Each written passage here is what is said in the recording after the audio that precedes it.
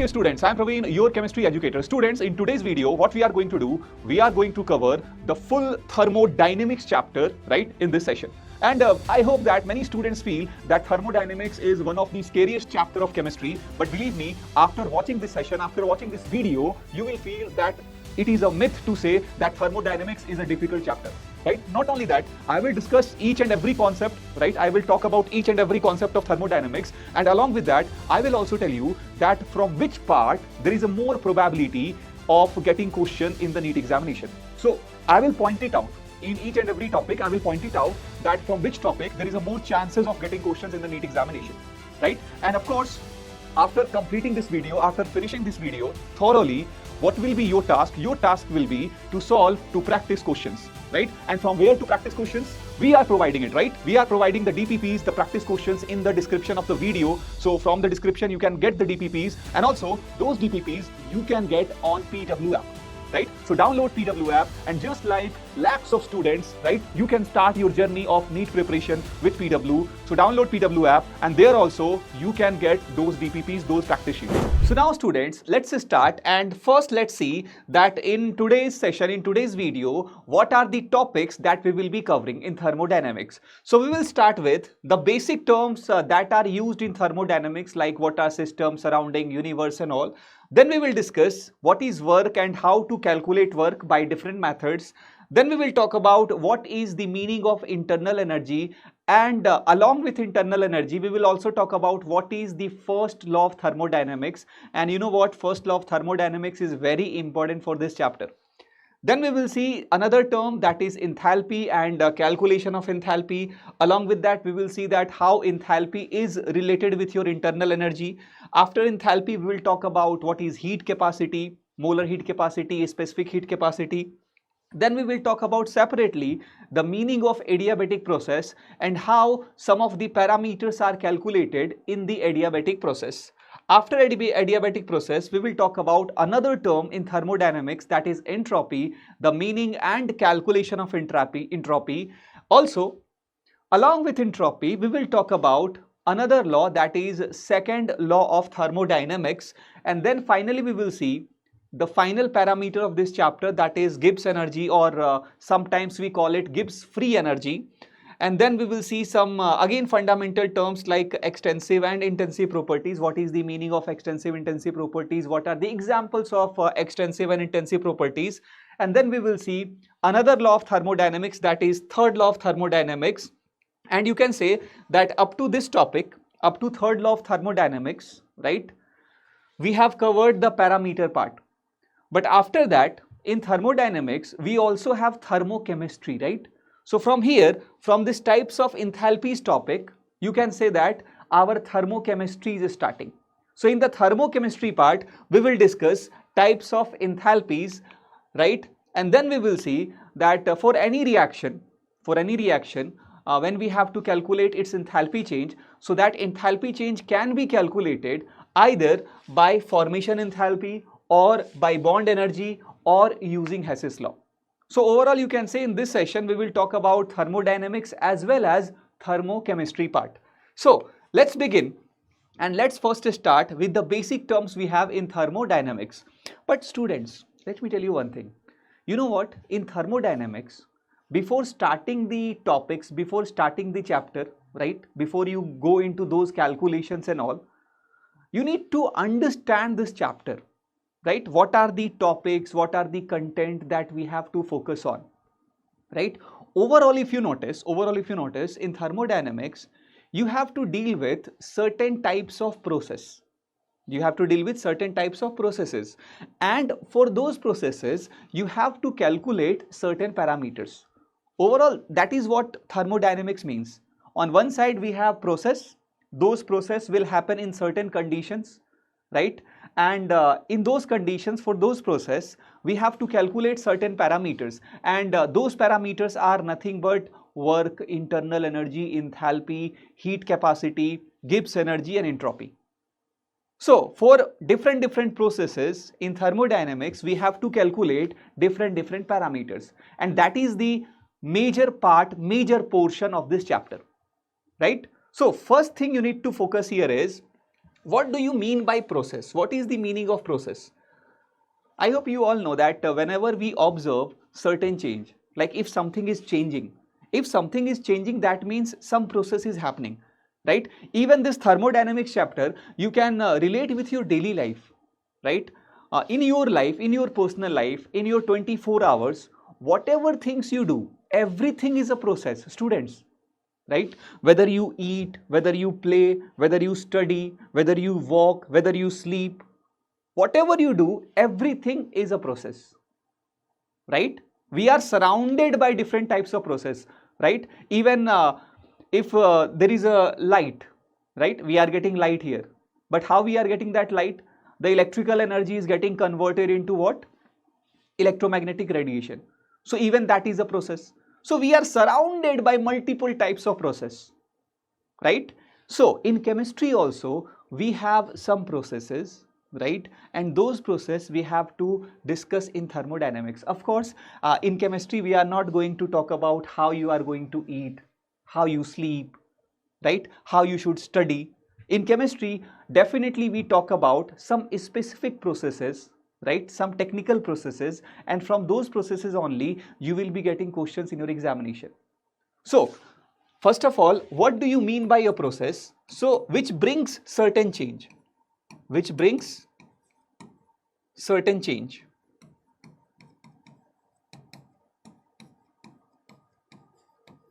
Right? Even if I'm speaking, right? So, due to my speaking, certain change is happening. So, even that is a process. If I'm speaking, so even that is a process. So, I told you that you are surrounded by different types of processes, right? So, process means which causes certain change. Now, let me tell you one thing, that in this chapter in thermodynamics, what process you are going to discuss, what types of process you will be studying, those processes are mainly four. Throughout the chapter, you have to deal with mainly four types of process, and that you need to keep in your mind always, right? The first one is gaseous expansion or compression. So you know very well gaseous state, right? You know very well that gases have a unique property which is not present in the solid state or liquid state, right? Gases, their volume can change, but in the solid state or liquid state, their volumes are almost constant for fixed mass. But for gases, the volume is variable, right? So for gases, the volume either it can increase, means expansion, or the volume can decrease. But the point is, whenever we have change in the volume of the gas, right? Whether the volume is increasing or decreasing, whether expansion is happening or compression is happening. So that thing, we can say it is a process, right? We can say that expansion of gas is a process or compression of gas is a process. And that process we have to deal in thermodynamics. Not only that, apart from gaseous expansion compression, the next thing that you have to deal with in thermodynamics is, can you guess? Temperature change. Temperature change. So you know that every particle, every matter has certain temperature. Every matter has certain temperature. And you also know that temperature can be changed. For a matter, we can increase the temperature by giving energy, and we can decrease the temperature, right? So whenever you perform change in temperature, whenever you increase or decrease the temperature, so I can say that it is a process. Changing the temperature is a process. And that process of changing temperature you have to study in thermodynamics.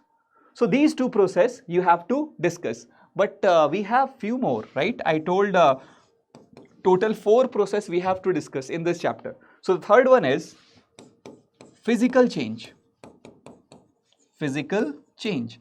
I hope from your 9th class you know about physical change, right? When you convert certain matter from solid state to liquid state to gaseous state, or solid state to gaseous state, or vice versa. So that is called physical change. But point is, in our thermodynamics, those physical changes are just a process for us, right? When you convert a liquid into gas.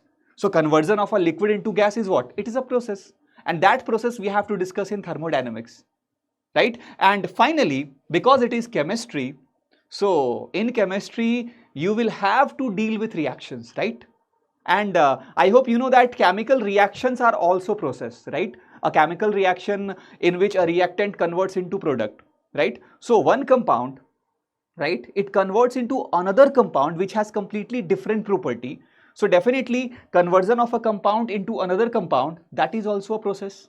And that process, that means chemical reactions, or you can say chemical change. So chemical change or chemical reaction, this process also we have to discuss in thermodynamics. So in our surrounding there are many processes that are happening, but in our thermodynamics we have to deal with mainly these four. So my point is, you people will solve questions mainly from these four processes. So keep that in your mind always. And whenever you are solving some numerical question in thermodynamics, whenever you are doing a question, so try to identify that from which process you have got the question. Whether your question is based on some chemical reaction, whether your question is based on some physical change, whether your question is based on some temperature change of matter, or whether your question is about gaseous expansion or compression. But I hope you have understood very well the motto of this chapter. What we are going to do in this chapter, we are going to discuss all these four processes, right, inside this chapter, right? And for these four processes, what we will be doing, we will be calculating certain parameters, and I named those parameters, right? Work, internal energy, enthalpy, Gibbs energy, entropy. But I have a question for all of you. Can you write down that in the comment box? The question is, why these four? Why we have selected only these four? Why we have not selected any other process here? So there is a reason behind that. The reason is, if you notice carefully, all these four processes, they are connected with your matter. I hope you know matter, what is matter from your 9th class again, right? Anything which has mass, which occupies space, it's called matter, right? In your surrounding, whatever particles, things you see, that is a matter, right? So these four processes, they are connected with your matter, right? When you take a gas, so gas is what? Gas is a matter, right? When you change temperature, so we change temperature for what? We change temperature for matter, right? When you do physical change, so physical change is done for whom? For matter, right? And in chemical reactions, the compounds, the reactants, products, they are nothing but matter. So these four processes we are taking because it is for matter, it is for particles, it is for atoms, molecules, ions, right? And one more thing is there, which is common in these four. I hope you know that heat is a form of energy. Heat is a form of energy. Point is, using heat energy, you can perform all these four processes, right? If you want to expand a gas, supply heat. If you want to compress a gas, remove heat. If you want to increase temperature, supply heat. If you want to decrease temperature, remove heat. During physical change, if you want to convert solid into liquid or liquid into gas, supply heat. If you want to convert gas into liquid or liquid into solid, remove heat, right? And during reactions, you know very well that either heat will be absorbed or heat will be released, right? I hope you know very well about exothermic and endothermic reaction. So these four processes, they are connected with matter and heat. From heat energy, we can perform all these four processes. And during the process, you will notice that heat energy will be transferred, And from where? From here only, we have got the name of the chapter. If you notice, it is called thermodynamics. Thermo means thermal energy, and dynamics means what? Movement, right? So due to movement of thermal energy, due to transfer of heat energy, whatever things happen, whatever processes happens, those processes we have to discuss in this chapter. So for thermodynamics, the introduction part is very important, because from here only, now you will understand that what we will be doing further in this chapter, right? So I hope you have understood that these are the four processes in which matter and energy, heat energy is involved, and these four processes we have to discuss in this chapter, right? So now let's start with some of the basic terms that we have to deal with in this chapter, and the very first term is system. I hope system is a very easy term. You people know very well what is system, right? But let me tell you one thing. I told you that you have to discuss, you have to study about process in this chapter. But the point is, your process has to deal with matter, means particles. Now, if you have to take matter and if you have to take particle, and for them if you have to do any process, so that means what? You need some storage space. You need some storage space, 3D space, where you can keep those matter, keep those particles. So that space where you keep your matter for any process, it is called system, right? Suppose I took a container, right? In this container I have kept some matter, and later on I will be doing some process, right? I can do boiling, I can do conversion of liquid into gas, whatever. But if I have stored certain number of matter, certain number of particle in this container, so this container is my system, right? And technically system is defined as the 3D space in which a process will occur and observations are made. Automatically, the space in which the process is happening, right? So there only you can observe the change, right? Or that part of the space only you will keep always under observation. So the space in which matter is present, in which process happens, in which change happens, and that space is always under our observation. So that space is called what? System.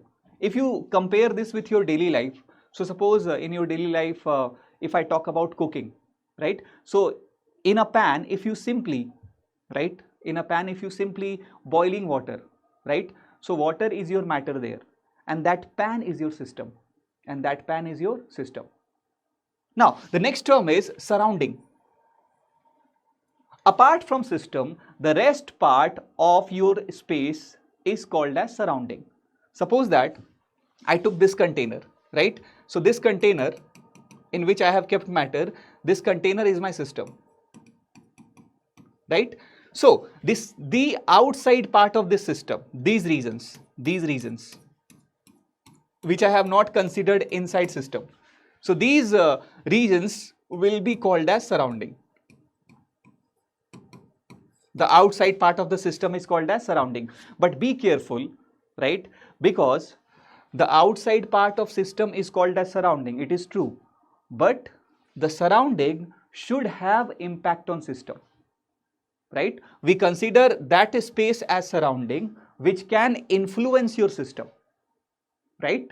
And overall, the total space of your system and surrounding collectively, we call it as universe. We call it as universe.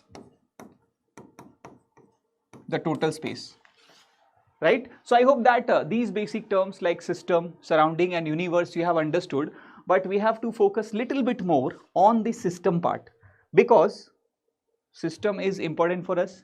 And what we do in thermodynamics, we have classified our system into 3 categories, right? One is called open system, one is called closed system, and one is called isolated system. Now, initially I told you that in this chapter, whatever process you deal with, in them you have to talk about matter and you have to talk about energy, right? Matter and energy.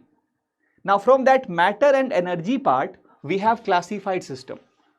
Point is, if a system is there which can exchange matter and energy, both.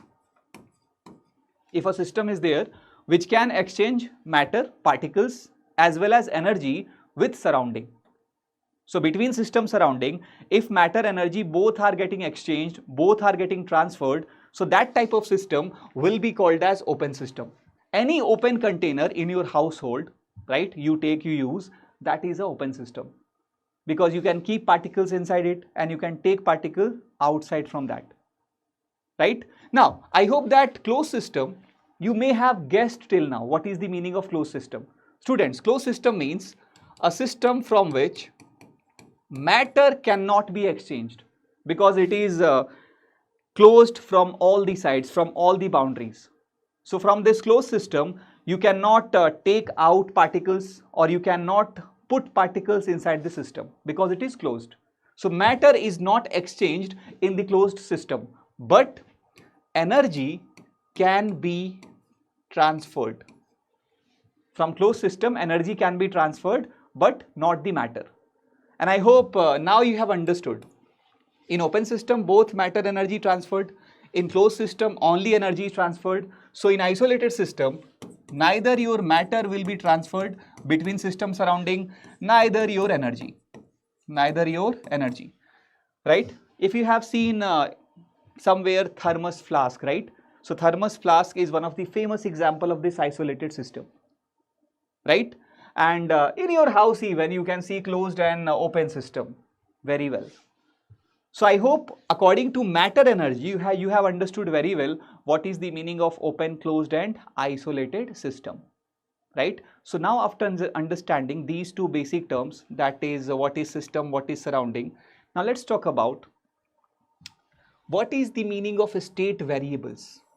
Students, I told you that in this chapter we have to talk again and again about process. Now point is, in a system, whenever a process will happen, so due to that, something should change, right? Now here comes the state variable.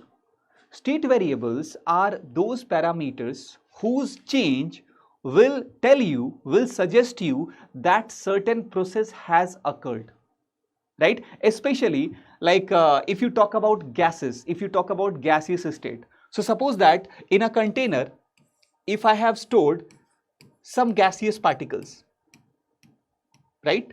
Now if I observe this gaseous container, these gaseous particles, and suppose that if its pressure is changing, due to some reason, if its pressure is changing, or its volume is changing, or its temperature is changing. So if I see that its pressure is changing, or its volume is changing, or its temperature is changing, so from that I can confirm that some process is happening inside it, right? So state variable tells you about the state of the system, right? And by the change in state variable, you can confirm that a process has occurred inside your system. And these three are just for introduction: pressure, volume and temperature. Later on in this chapter, you will see more and more state variables. So keep in mind always that state parameters, state variables are those variables whose change tells us that a process has occurred inside the system, right? So here I have wrote pressure, volume, temperature. Later on you will see that internal energy, enthalpy, Gibbs energy, those are also your state variables, right? Now next point is condition. This is very important, very important. Throughout the chapter we have to talk about different processes, right? And out of those four processes also, let me tell you one thing: most of the time in thermodynamics you will deal with question from either gaseous expansion compression or temperature change. But in the thermochemistry part, mostly you will deal with chemical reactions and the physical changes. But point is, whenever we are performing a task, whenever we are doing a process, right? So for that process, there should be certain condition. Condition means about your pressure, temperature of the environment, of the surrounding. Now those conditions we have to understand here very well, because under those conditions only the process can be carried out.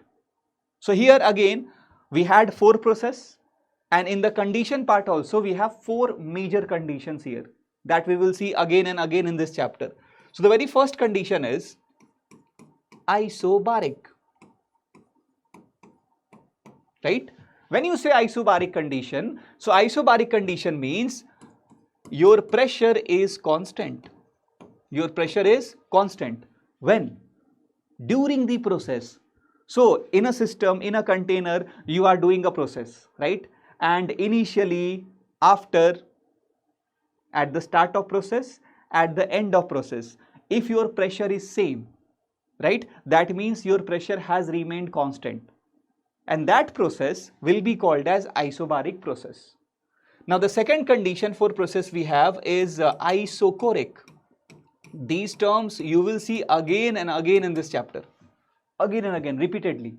Isochoric means when your volume is constant. So suppose that I am doing a process like some temperature change, and during that process the volume is remaining constant at the start of process, at the end of process, right? Volume is same. So if volume is constant, so that type of process or that type of condition is called isochoric. Now the third one is isothermal. I hope you can predict the meaning of isothermal by its name. Iso means same and thermal means temperature here. So during a process, if your temperature remains constant, right, at the start, at the end, if the temperature is remaining same, so temperature is constant, and if temperature is constant, so that condition, that process will be called as isothermal process. And the last one is the most important, most interesting one. It is adiabatic process. It is adiabatic process. See, adiabatic process basically means, I will tell you very soon, that between your system and surrounding, when energy is exchanged, so energy can be exchanged in the form of heat, right? So if energy exchange is not possible in the form of heat, then it is called adiabatic process. Between your system surrounding, if heat energy is not getting transmitted, not getting transferred, so that condition is called adiabatic. So in adiabatic we can say that heat is represented as Q. The amount of heat which is getting transferred between your system surrounding is represented by Q. So if Q is 0, means what? There is no heat transfer between the system and surrounding. So that condition will be called as adiabatic condition, right? So after those 4 processes, these 4 conditions also you have to keep in your mind always while solving questions, right? And these are isobaric, isochoric, isothermal and adiabatic, right? So moving further in the terms part, now let's talk about, I was telling you that I will tell you how energy transfers between system and surrounding. So now let's see that in thermodynamics, whenever I will perform a process, I will have to deal with system as well as surrounding, right? So this is a container, this is a system in which the process or the observation will be done, and the outside part of it is our surrounding.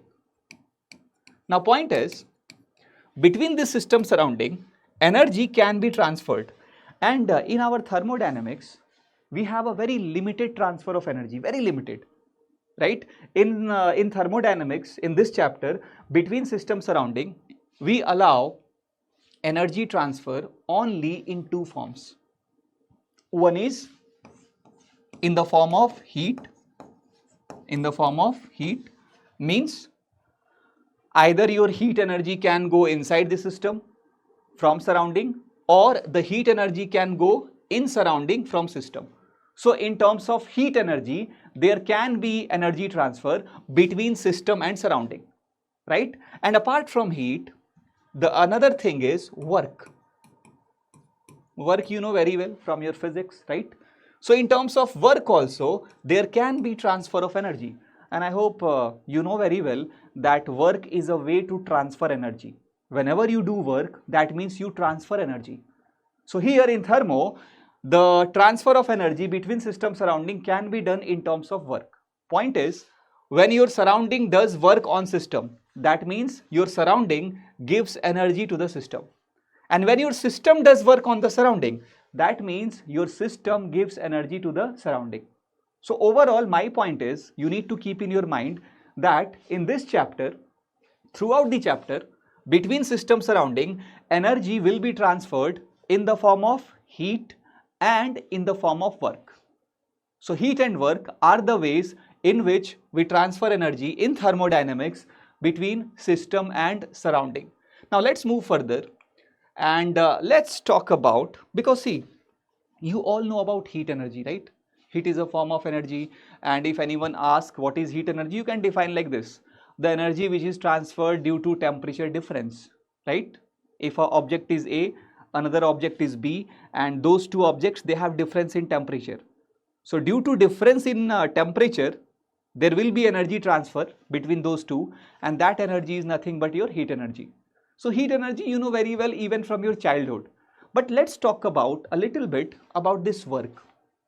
Why? Because initially in your physics, when you calculate work, so there you do that using force and displacement, some dot product, right?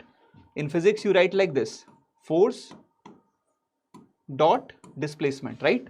So force into displacement in the same direction, if it is, you can simply write multiplication. So force into displacement gives you the amount of work done or the amount of energy transferred, right? But in our chemistry, in thermodynamics, we do not deal with force displacement work. Instead of force displacement, in this chapter, we calculate work in terms of pressure volume, because pressure into volume is energy. Pressure into volume is energy. So in thermodynamics, work is calculated by not force into displacement, but for this we have another form, right, which is negative of pressure into change in volume, and I wrote here pressure only and I wrote change in volume because we are assuming pressure is constant, but sometimes even your pressure can change, right? So in that case the work will be minus of change in pressure and volume both, right? So it can be minus of change in PV, delta PV, or it can be minus of delta V into P, right, where pressure is constant, like this, minus of delta P into, sorry, not like this, if pressure is constant, it will be minus of P into delta V. So if both pressure volume is changing, it is delta PV. If pressure is constant and volume is changing, it is P delta V, right? And this PV work we obtain mathematically from force into displacement only. You can easily derive that. Let me tell you once. Let me give you a revision for this also. See, if I consider a container closed with a piston and suppose some gas I have stored in it, right? And out of those four processes, here I am talking about gaseous compression. Remember, gaseous compression is a process for us. So if this is a gaseous compression process, right? So in that what will happen? Initially, the piston, the gas is at equilibrium, means your piston is not moving, right? So piston is not moving means what? The pressure of these particles and the external pressure both are same. Now suppose that I added some extra pressure from outside, right? When I will add some extra pressure from outside, the piston will move down. That means compression will happen, and due to that compression, your piston, suppose it came here. Now the gaseous particles, they are compressed, right? So this is a compression process. Now if I calculate work here first in terms of force into displacement. So in force into displacement, what I can say, that suppose initially from the base the height of piston is x1, and now here from the base the height of piston is x2. So what is the displacement here? Initially x1, finally x2, so displacement is x1 minus x2. So in this case, if I apply this formula, force into displacement, I can say that work will be force into displacement, means force into, here displacement is x1 minus x2, right? Now you know very well from your childhood the relationship between force and pressure, right? In this case, if pressure is P external and if force is F, and let's say that the area of cross section of this piston is A, so I can clearly say that force per unit area is your pressure, right? So from here I can substitute force as external pressure into area of cross section, and if I substitute that here in this formula, then your work will become, instead of force I can write pressure into area of cross section into displacement x1 minus x2, Now if you notice, area of cross section into x1 is your initial volume of this container, that is Vi, and area into x2 is the final volume of this container, Vf. So A into x1 I can write Vi, initial volume, and A into x2 I can write Vf, final volume. So this can be rewritten as external pressure into A into x1 is initial volume minus A into x2 is final volume. And you know very well that when I write delta, when I write change, so change is always final minus initial. So here if I do final minus initial, I have to take a minus sign outside. So then it will become minus of external pressure into Vf minus Vi, and Vf minus Vi is nothing but delta V, change in volume. So point is, we have obtained this pressure volume work from none other than this force into displacement formula.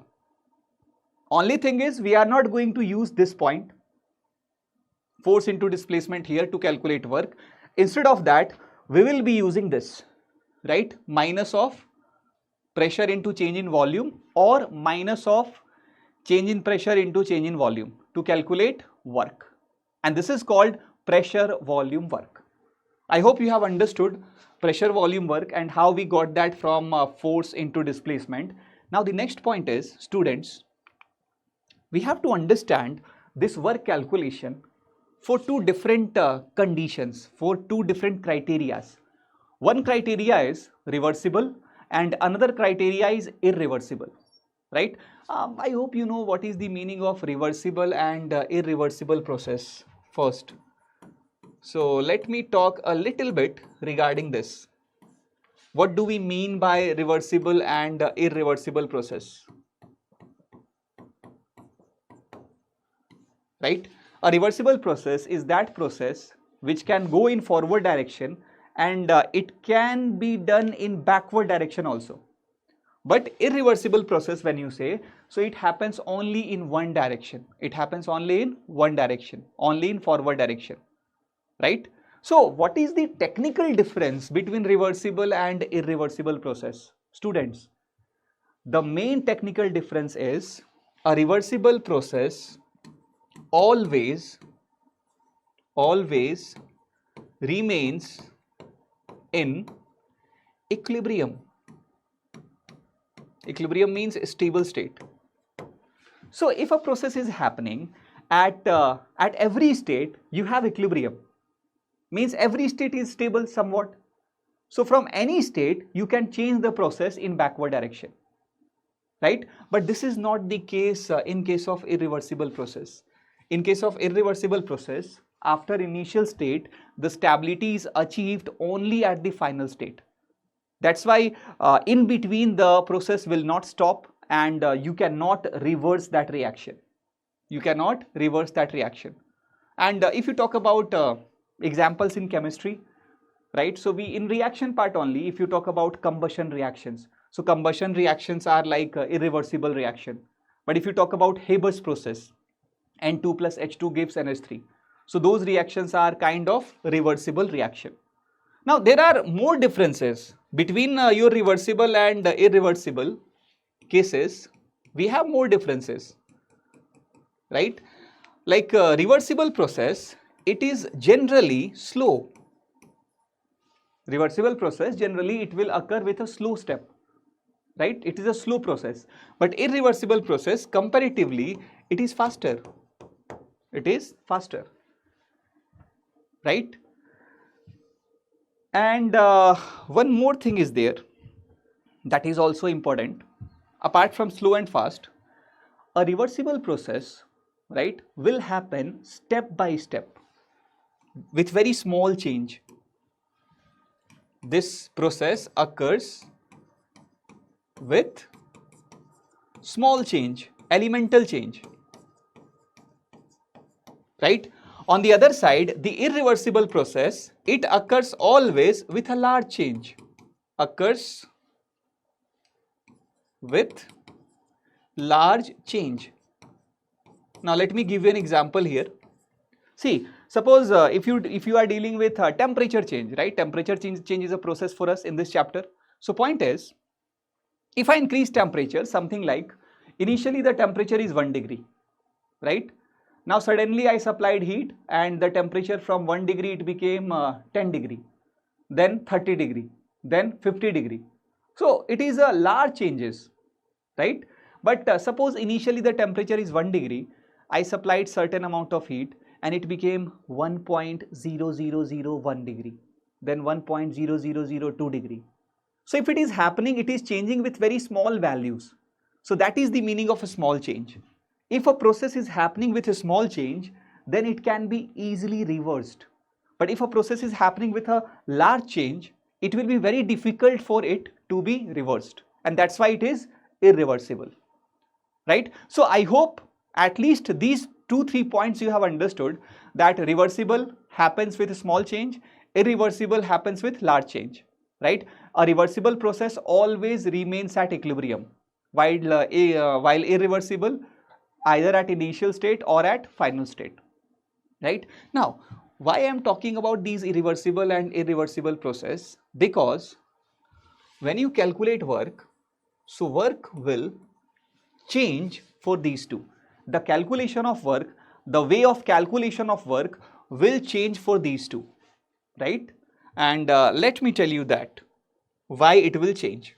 Suppose if you are calculating work for any irreversible process, right? So for irreversible process, it happens with a large change. So in that case, the formula of work you will write minus of external pressure, and large change means what? Delta of V, delta of V. And this can be also written as minus of external pressure into final volume minus initial volume. So that's it. In case of irreversible process, if you have to calculate work, you will apply only this formula, minus pressure into change in volume, minus pressure into final volume minus initial volume. But suppose if you have to calculate work in some reversible process, so in reversible case, the changes are small. So the formula of work here, it will be minus of external pressure into, now I can't write delta V because delta indicates large change. For small change, you will have to write dV, the elemental change in the volume. And as soon as you write dV here, now you know that you will have to integrate. You will have to integrate. And here P is not constant. Overall P is constant, but P is a dependent parameter. P depends on volume, right? So if you solve it with integration, like minus sign is there, integration, what parameter changing for us? Volume. So let's say that initially volume is Vi and finally volume is Vf, right? So this external pressure for ideal gases, I hope you all know that when we have an ideal gas, so ideal gases follows this equation, PV equals to nRT. So for ideal gas case, the pressure can be written as nRT upon V, nRT upon V. So if I substitute that here, the external pressure, I can write it as nRT upon V into dV. And now, I need to leave this expression here only, because after this, if I have to calculate anything, I need the conditions. Like the most common condition in reversible process is isothermal. But isothermal is not always the case. There can be other conditions. But here, if I assume that I have isothermal condition, So in case of isothermal condition, this temperature will be constant. R is already constant. And number of moles in a closed container, it will be also constant. So the whole nRT term, it will be constant for you. So you can take it out. So this will become minus nRT integration from Vi to Vf 1 upon V dV. And you know very well that 1 by V dV, if I integrate that, it will be natural log of V. And if you substitute the limit, it will be ln of Vf minus ln of Vi. So finally, I can say that I have got a formula here, minus nRT natural log of Vf by Vi. And this ln, natural log, you can convert into log base 10. So you will be multiplying it with 2.303. So our final formula can be minus 2.303 nRT log final volume upon initial volume. But please remember, that this formula of work minus 2.303 nRT log Vf by Vi, we have got for reversible case, and that too in the isothermal condition. Now you will be getting questions from this. I told you at the start that I will be telling you from where you will be getting questions in the NEET examination. So this is the first point from which you get questions in the exam, right? You will be directly getting questions here that calculate work done in expansion or compression of gas in reversible isothermal condition or sometimes in irreversible condition. So I hope that whether it is irreversible or reversible, you can calculate the work. And here you need to memorize these formulas, right? You can't derive them always because it will take time.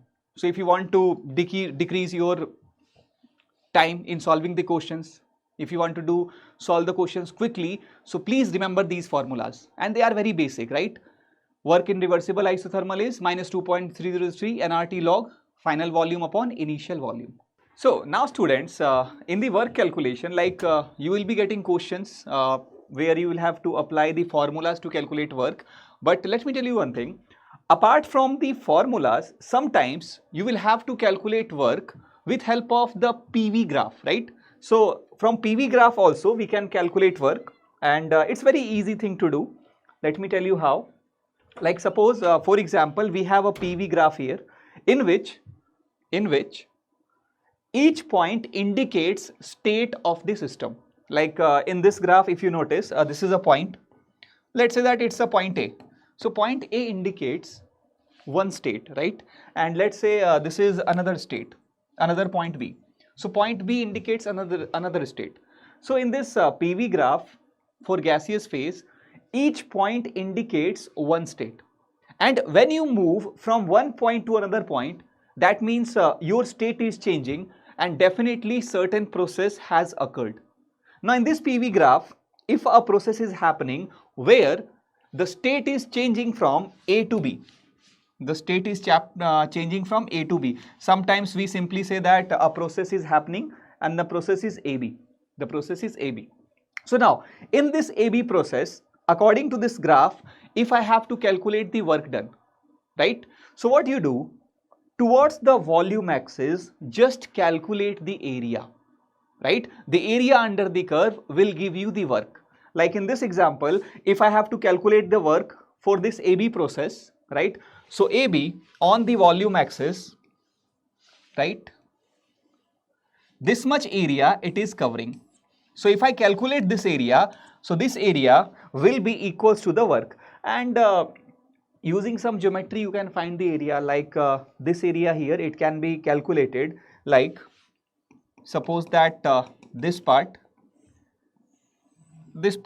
is like a rectangle, right? And this part is like a triangle. So here first you get the area of this rectangle, then this area of this triangle, and add those two, you will get the whole area. That means your work, right? If I do the calculations here, so for this part, for the rectangular part, the area will be this distance, distance on graph, which is Vf minus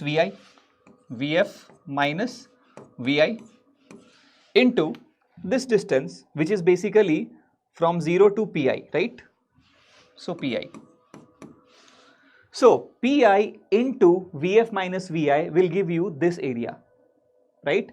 And for this triangular part, if you calculate area, it will be, so you have to add that area half into base into height, right? So here base is this length, and this length is again nothing but Vf minus Vi. So half into Vf minus Vi into this height. Let's see, it's point C. So the length of BC. Now what is BC? According to graph, if you see, this BC is Pf minus Pi. This length is Pf minus Pi. So into Pf minus Pi. So if you calculate the whole area, Pi into Vf minus Vi plus half into Vf minus Vi into Pf minus Pi. So this area will give you the work in the process AB, right? So now I think from PV graph also you can easily find out the work, because work is area under the curve, area under the line towards the volume axis.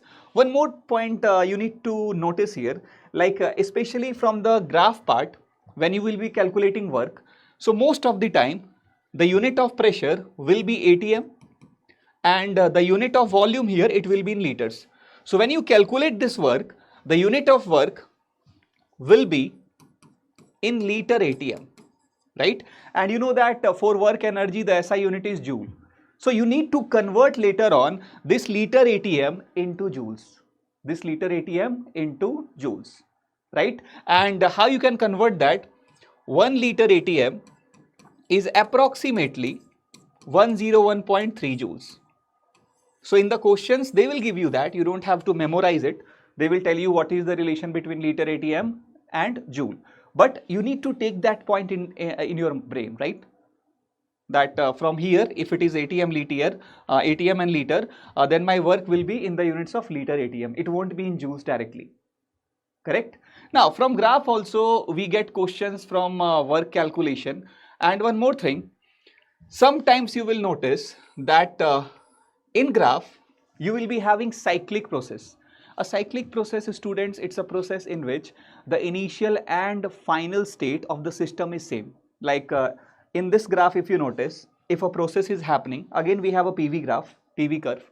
So in this, if you notice, a process is happening in which state A is changing into state B, then state B is changing into its state C, then from C we are going to D, and again from D we are coming back to A. So if we are going from A to B, B to C, C to D, D to A, so finally you are coming at A again. So this indicates a cyclic process, right?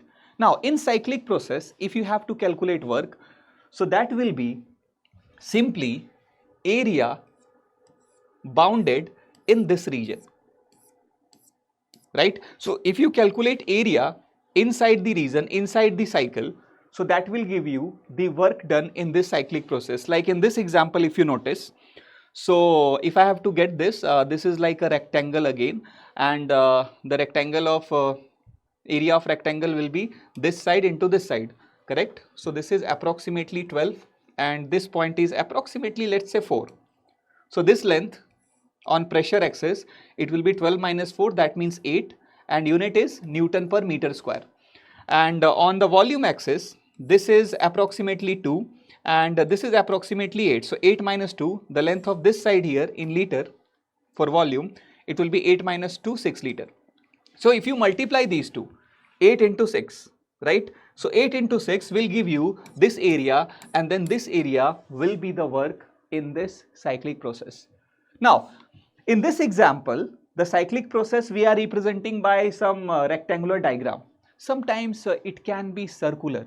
So there you can find area of that circle in the PV curve, and that area again it will be your work. So graphically you need to be very good, right, in the work calculation. And I hope that especially this graphical calculation of work, it's not only in chemistry, it is there in your physics also. So here if you focus on the graphical work calculation, so that will even help you in your physics, right? One last point regarding the work calculation. Sometimes they will tell you to calculate work, right, when the gas is having free expansion, when the gas is having free expansion, or the same is written as expansion in vacuum, expansion in vacuum.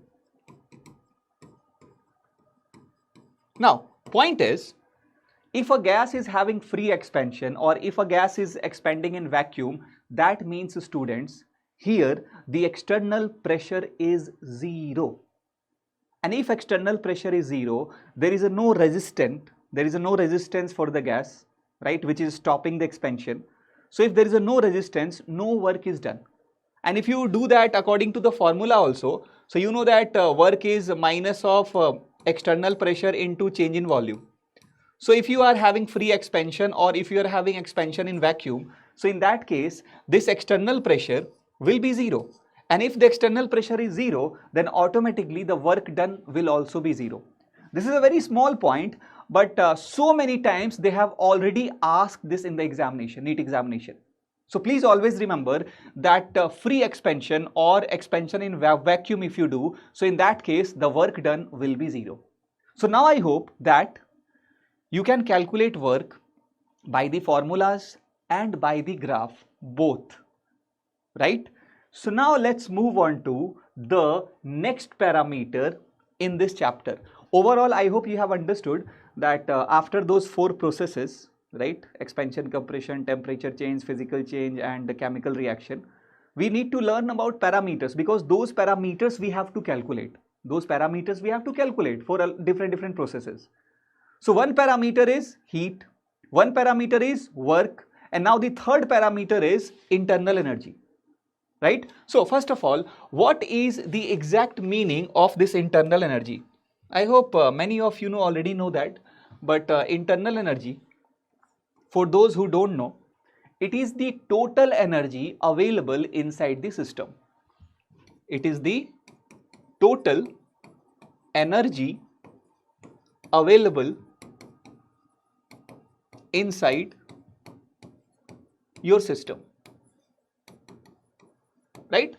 Suppose that the room in which you are sitting right now, suppose that you are studying, right? So if a study is a process for you and the room in which you are sitting is your system, so inside your room whatever total energy is present, right, whether it is sound energy, whether it is thermal energy, whether it is electrical energy, whether it is any chemical energy, any form of energy, right?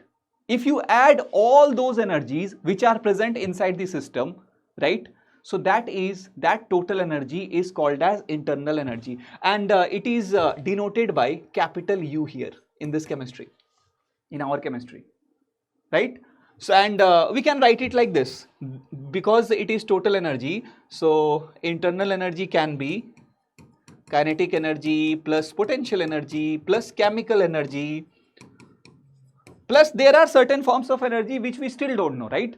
So we need to write it like this, plus dot dot dot, some unknown form of energy like ghost and all, right?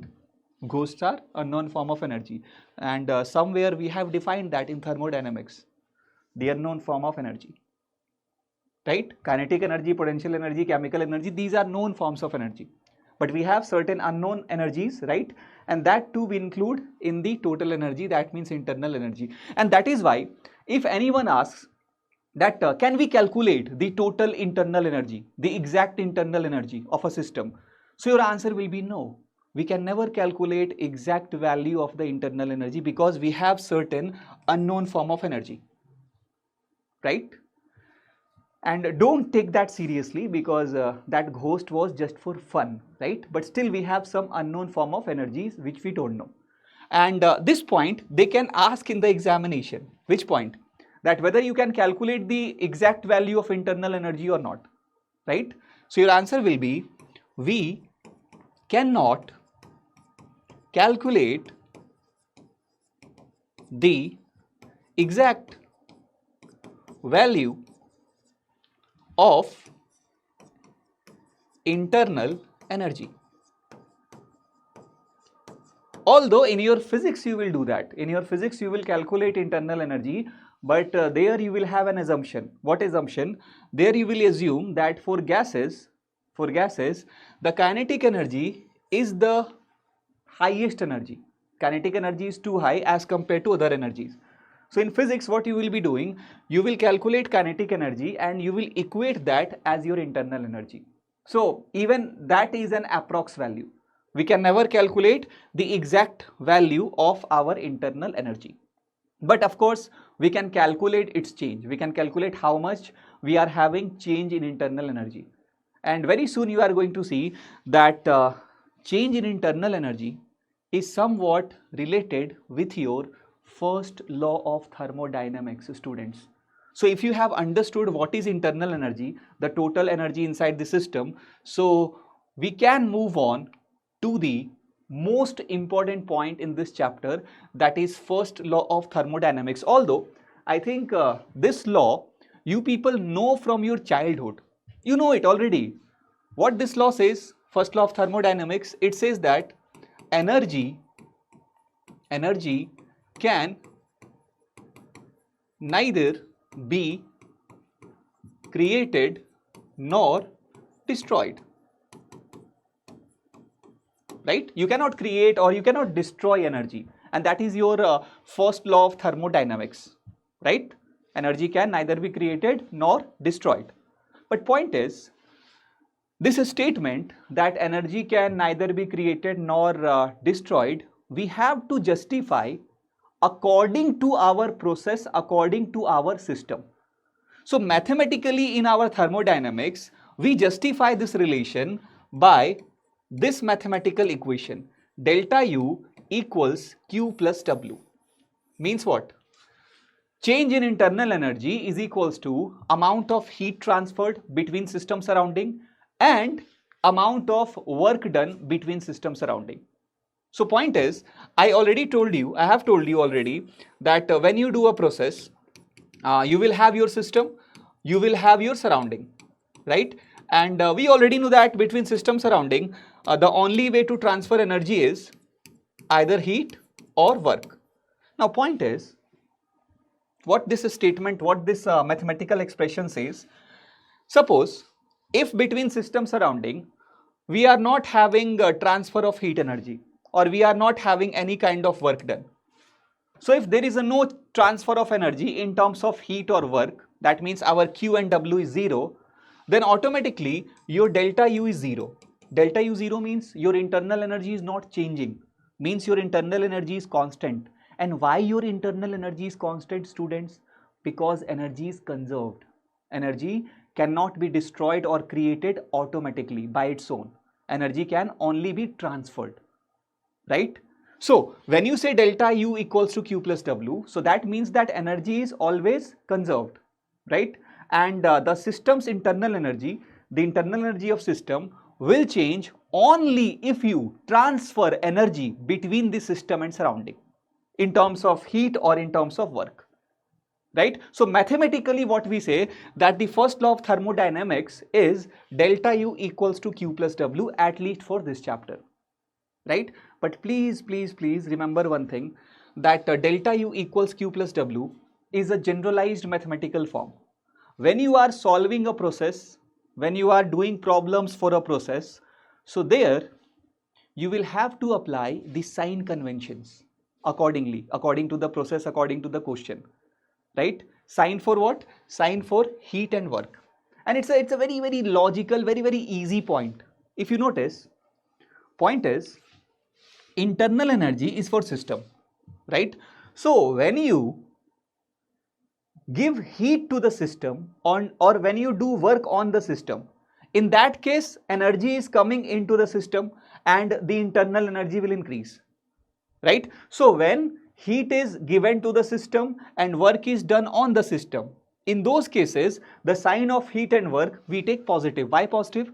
Because in that case the internal energy will increase. But on the other side, suppose if heat is going out of the system or if work is done by the system, so in those two cases, right, your system will lose energy. That means your internal energy will decrease. So in those two cases, the sign of heat and work you will be taking negative, minus, right? So overall, please remember like this easily. Any energy coming into the system, you will take positive. Any energy going outside the system, you will take negative. Means what? Heat supplied to the system, positive. Heat given by the system, negative. Work done on the system, positive. Work done by the system, negative. Right? And always remember that this is a generalized form. Here we have not applied sign convention. This formula we will use, but the sign of Q and work will be decided according to what process we are dealing with. Right? So now I think you have understood what is internal energy and what is first law of thermodynamics, and how using internal energy we mathematically explain our first law of thermodynamics, right? So let's quickly move to another parameter, which is enthalpy, denoted by capital H, right? So I think this is the fourth parameter: heat, work, internal energy, and now the fourth parameter, which is enthalpy. Correct? So first of all, enthalpy, it is a state function, it is a state variable. It decides the state of a system, right? And conceptually, if you try to understand what is enthalpy, so by definition, you can say that enthalpy is the thermal energy inside the system. So point is, you all know what is thermal energy, what is heat energy. Now, the total energy inside the system is called internal energy, right? But if you talk about the only thermal energy part, right? So thermal energy or heat energy, whatever available within your system, whatever available inside your system, so that is called as enthalpy, denoted by capital H. And mathematically, we have defined enthalpy as it is internal energy plus pressure into volume energy. And this is basically a relation we have between the enthalpy and internal energy, right? Enthalpy and internal energy both are related. And enthalpy has been defined on the basis of internal energy. So you can note it down that H is internal energy plus PV. And of course, because we cannot calculate the exact values of either enthalpy or internal energy, so we have to always talk in terms of changes, right? We can calculate the change in enthalpy, the change in internal energy. We cannot calculate the exact value of enthalpy or internal energy. Now, point is, if I write down this formula in terms of change, so then it will become delta H, change in enthalpy, equals delta U, change in internal energy, plus change in PV energy, right? And this is a generalized formula. This is a generalized relation between your internal energy and enthalpy. But for different cases, for different processes, you can modify this formula, right? Let me tell you some of the modifications of this formula here, which we require in this chapter, right, in future. Now, this formula can also be written like delta H equals delta U plus, suppose if pressure is a constant, isobaric condition, right? In some process, if your pressure is constant, then the formula can be written as delta H equals delta U plus P delta V, right? Again, delta H equals, delta H equals delta U plus, you know that for gases we have PV equals to nRT. So from the same relation, P delta V can be written in two types. The P delta V term can be written as either nR delta T, right? Or one more form of the formula can be written, instead of nR delta T, you can write it as delta NG RT. Now point is, P delta V, again it's a general case where your pressure is constant. Now point is, for a gaseous process, like for expansion, compression, reaction, anything, right, for any process, if the change in volume is due to temperature change, then P delta V can be written as nR delta T. And if the change in volume is due to change in gaseous moles, or volume is changing because the number of moles of gas is changing, so in that case, this P delta V can be written as delta NGRT. And all these three formulas you require to solve questions in this chapter. Like one by one, let me tell you, this formula, especially delta H equals delta U plus delta NGRT, is very important for you. You get so many questions in the NEET examination from this. And this formula we mainly apply in case of chemical reactions and physical changes. Like when you have a question in which the process is some chemical reaction is happening, right? Or some physical change is happening, right? So the process like chemical reaction or physical change, in those types of process, if they give you delta H and then they ask to calculate delta U or vice versa, so there you need to apply this formula, delta H equals to delta U plus delta NGRT.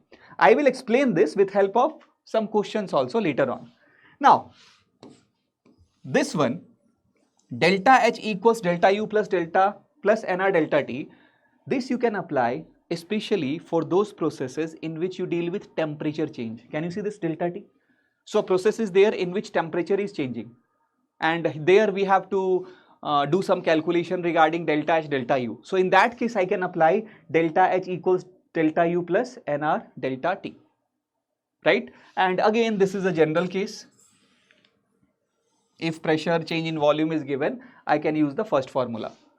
But all these three formula you require in this chapter, especially to solve questions, to solve numericals. So now I think you have understood what is enthalpy, the total thermal energy inside the system, and you have also understood the relationship we have between enthalpy and internal energy. Correct? So now let's move on and let's see some of the questions, right? At least from these four parameters: heat, work, enthalpy and internal energy. And after these four, we have few more parameters to discuss in thermodynamics, and then this chapter is over. After these four, you have to deal with heat capacity and then Gibbs energy, entropy. Finish. These are the parameters we have to calculate for different processes in thermodynamics, right? So can you people try this question along with me? If you want to do by your own, pause the video, do it. Later on you can match your answers.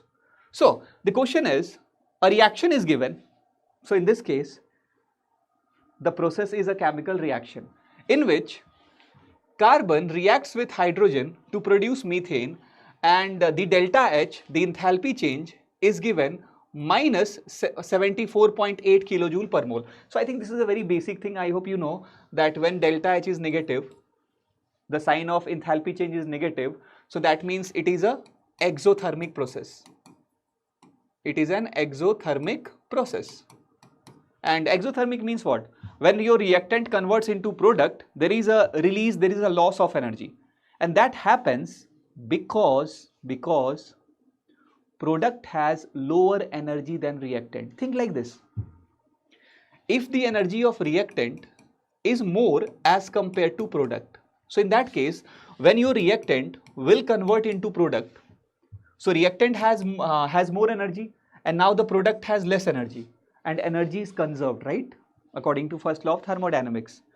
So from higher energy to we are going to lower energy. So definitely there should be some release of energy, right? And that's why you have exothermic process. So in exothermic, reactants have more energy than product.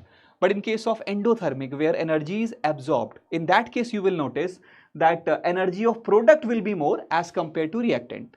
Now in this question, they are asking that which graph is correct.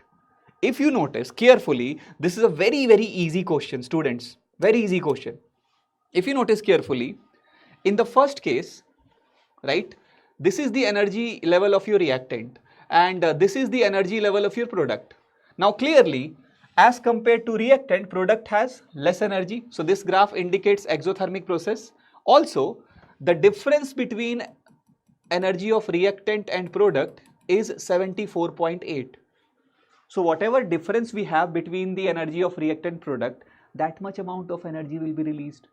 And here 74.8 kilojoule, exactly this much energy is getting released.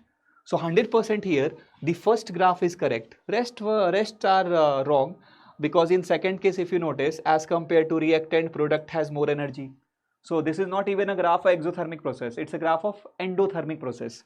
In third case, if you notice, reactant to product, we are having decrement in energy. So this is an exothermic process, but they are indicating this energy as 74.8. In your chemical kinetics chapter, you will notice that it is called activation energy. It's not delta H. Delta H is always a difference between energy of reactant and product. This is your delta H here. And in the fourth graph, again it is an endothermic process, not exothermic, because as compared to reactant, product has more energy. Right? So the correct answer here, it should be first. But I hope you have understood one thing, that if I directly know the energy of reactant and product, so from that, delta H of reaction can be calculated as energy of product minus energy of reactant, simply. Right? Enthalpy of product minus enthalpy of reactant also you can say. correct? So of course here the answer should be first one, and yes it is, the answer is first. And wait a second, this question where we have to just see what is the meaning of delta H, what is the meaning of delta H for a reaction, we got in the NEET 2025 examination. So now you can imagine that even from the definition of enthalpy change, we do get questions in the NEET examination. Now let's move further, let's see a few more questions. All of you read this carefully. Again, it's your wish, pause the video, read the question, do it by your own. Later on you can match your answers. Question is, choose the correct statement for the work done in the expansion and heat absorbed or released when 5 liter of an ideal gas at 10 atm pressure isothermally expands into vacuum. I told you we get question from this, right? When your gas is expanding in vacuum, or if it is a free expansion, no need to calculate. In this case, the work is directly zero. Although, if you notice, this is a question in which our process is gaseous expansion, right? Yeah. But expansion is happening in vacuum. So for free expansion, the work done is zero. Also, we have to see that work done will be zero, and how much heat is getting transferred. So let me tell you one thing. The condition of the expansion is isothermal, if you notice. Isothermal means what? Isothermal means your temperature is constant. Now, currently you don't know. You will see very soon that amount of heat transferred or enthalpy change for isobaric process especially, delta U becomes zero in that. If it is an isothermal process for gases, for gaseous expansion compression, so for isothermal process, right, you will notice that delta U is zero. We have a direct formula here. I think some of you know already, some of you may already know that delta U is NCV delta T, and isothermal means delta T is zero, so delta U is zero. So because delta U is zero here, work is zero here, and you know first law of thermodynamics which says delta U is equals to Q plus W. So if delta U is zero, work is zero, automatically the heat transfer should also be zero here. So in this case, of course your answer should be both the heat and work done will be greater than zero. No. Heat absorbed will be less than zero and work done will be positive. No. Work done will be zero. Yeah. Heat will also be zero. Yes. The answer should be C, right? But I think from this question itself, you can understand 2 points. First, in free expansion, work done is zero, and second, for gaseous expansion compression, for the process of gaseous expansion and compression, right?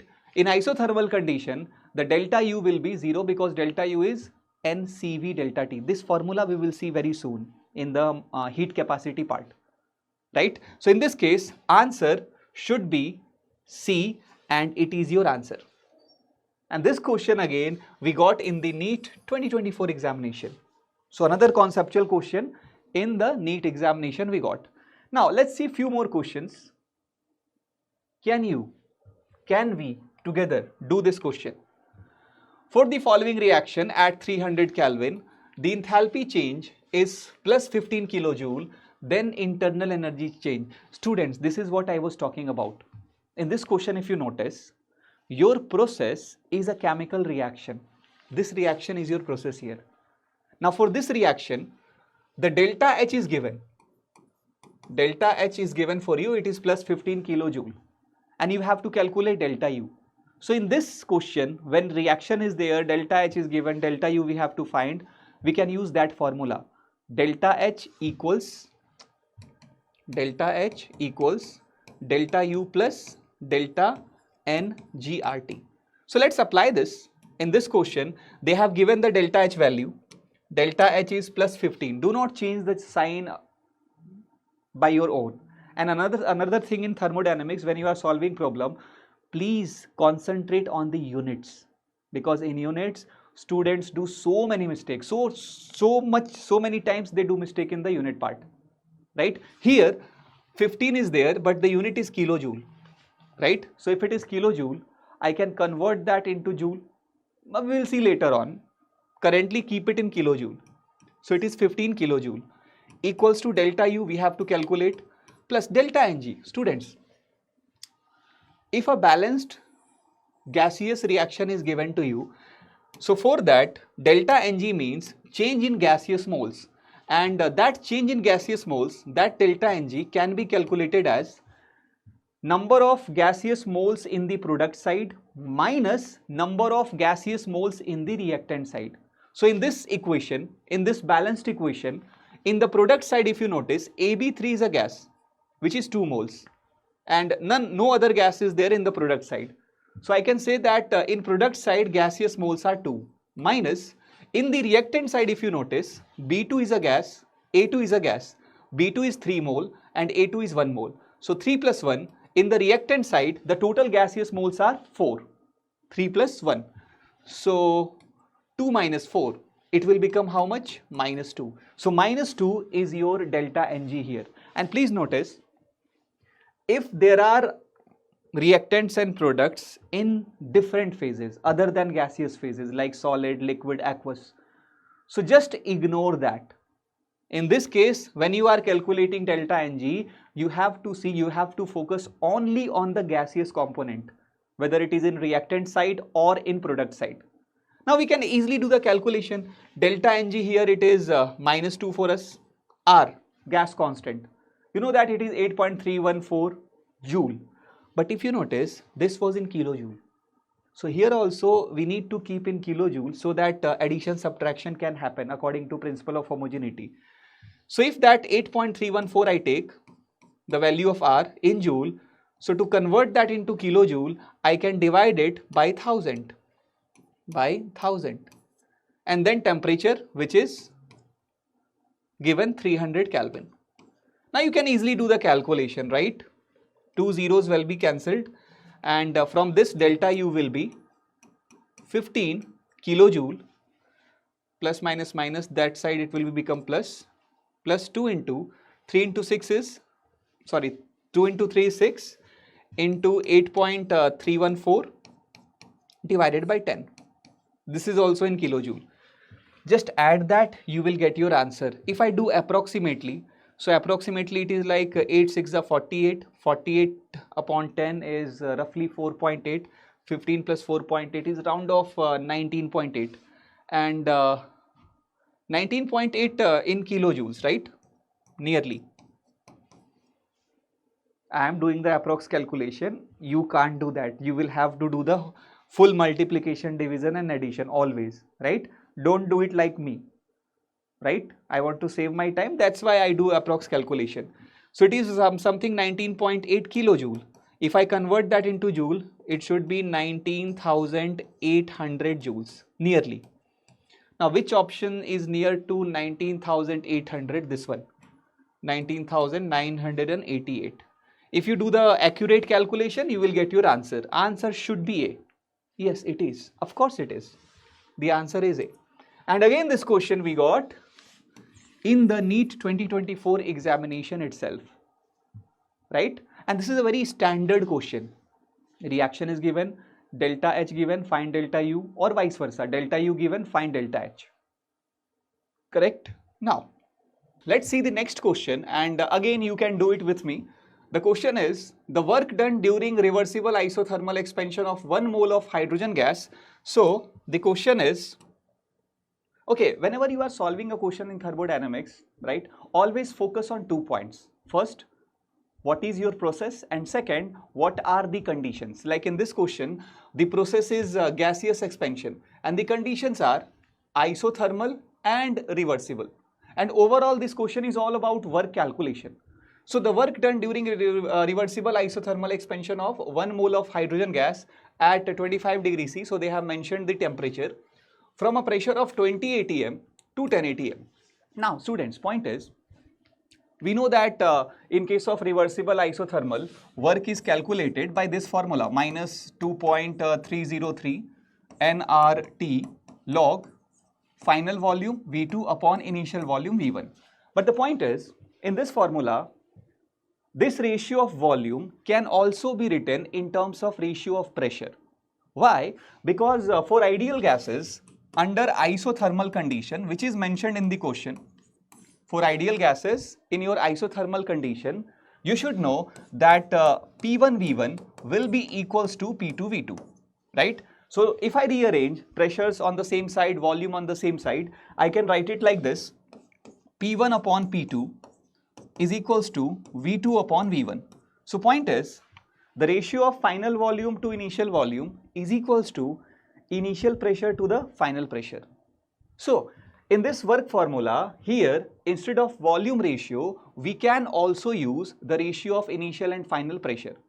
Not only that, in this formula we have this nRT. Now suppose that in some question you don't have the value of N or T. So instead of nRT, you can use PV here, because for ideal gases, you know that PV will be equals to nRT. So instead of nRT, we can also use PV, but in this question they have given the moles and temperature, so I will be using nRT only. But here, instead of this volume ratio, we can write it like this: work is minus of 2.303 nRT log initial pressure upon final pressure. And now I think simply just by substituting all the values, we can calculate the work done here, right? So our work will be, and never forget this minus sign, right? We have this minus sign in the formula of work itself, right? So work is minus of 2.303, number of moles here, it is 1, so into 1, R is 2, so if you take R as 2, your work will be in your calorie unit, right? Sometimes it's joule, sometimes it's calorie, sometimes it's liter ATM, depending upon question. So if I take R2, I will be getting my work in the calorie units. Now temperature. Temperature you always take in Kelvin in any calculation. So temperature is 25 degrees C. If you convert that into Kelvin, so 25 plus 273 approx, it is 298 Kelvin.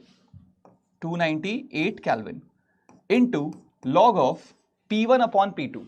So in this expansion, the initial pressure is 20 atm and the final pressure is 10 atm. So it will be 20 upon 10. Now if you multiply, you will get your answer. It is minus 2.303 into 2 into 298, and this log 20 by 10 is approximately log 2. Not approximately, exactly log 2. And I told you, right, that some of the log values you should remember, like log 2, log 3, log 1, log 10. Log 2 is 0.3010, log 3 is 0.477, log 1 is 0, log 10 is 1. So log 2 here, its value will be roughly 0.301. If you multiply this, you will obtain your answer, right? And if I do approximately, you shouldn't. You should always do the complete calculation. I always tell you that. So if I do approx calculation, like 300 into 2, 600, 600 into 2, something 1200, but more than 1200 because we have 2.3, and 1200 into 0.3 is something like 370, 380, right? So nearly 370, only one value is there, 413, but the main thing is the work is negative here. So work should be negative. The answer should be B, right? If you multiply this completely, you will obtain minus 413.14. One more thing you can notice here, that in case of gaseous expansion, whenever expansion will happen, right, the sign of work will become negative. And whenever compression will happen, so if you calculate, the work will be positive, because during compression work is done on the system, and during expansion work is done by the system. So for this question, the answer should be B, that is minus 413.14 calorie. Definitely it is B.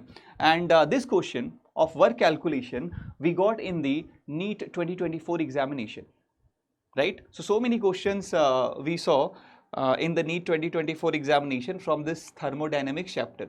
Now let's see one more. Again, you can pause this video. You can pause this video, right? and you can do it by your own, and later on you can match your answer. Now I am solving it. Question is 1 mole of an ideal gas, again number of moles are given, temperature is given 300 Kelvin, expanded again. The process is of gaseous expansion. I hope you remember, right? I told you initially that throughout the chapter you have to deal with mainly 4 processes, right? Gaseous expansion, compression, temperature change, chemical reactions and physical change.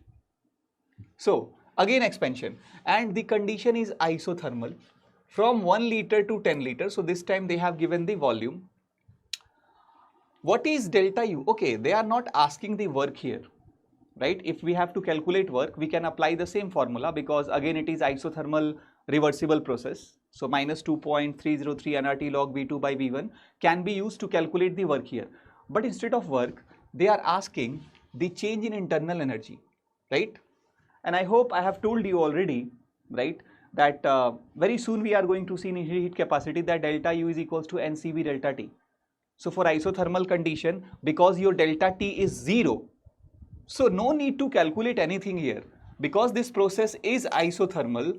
So automatically for gases, here this delta U will be 0. That means the first option, option A. So it's a conceptual question, not a calculation one, not a calculative one. The answer is A. The answer is definitely A, 0 joule. And this question, where you had to just know that in isothermal condition the internal energy change is 0 for gases, we got in NEET 2022 examination, 2022. Now let's discuss more questions, of course, because let me tell you one thing.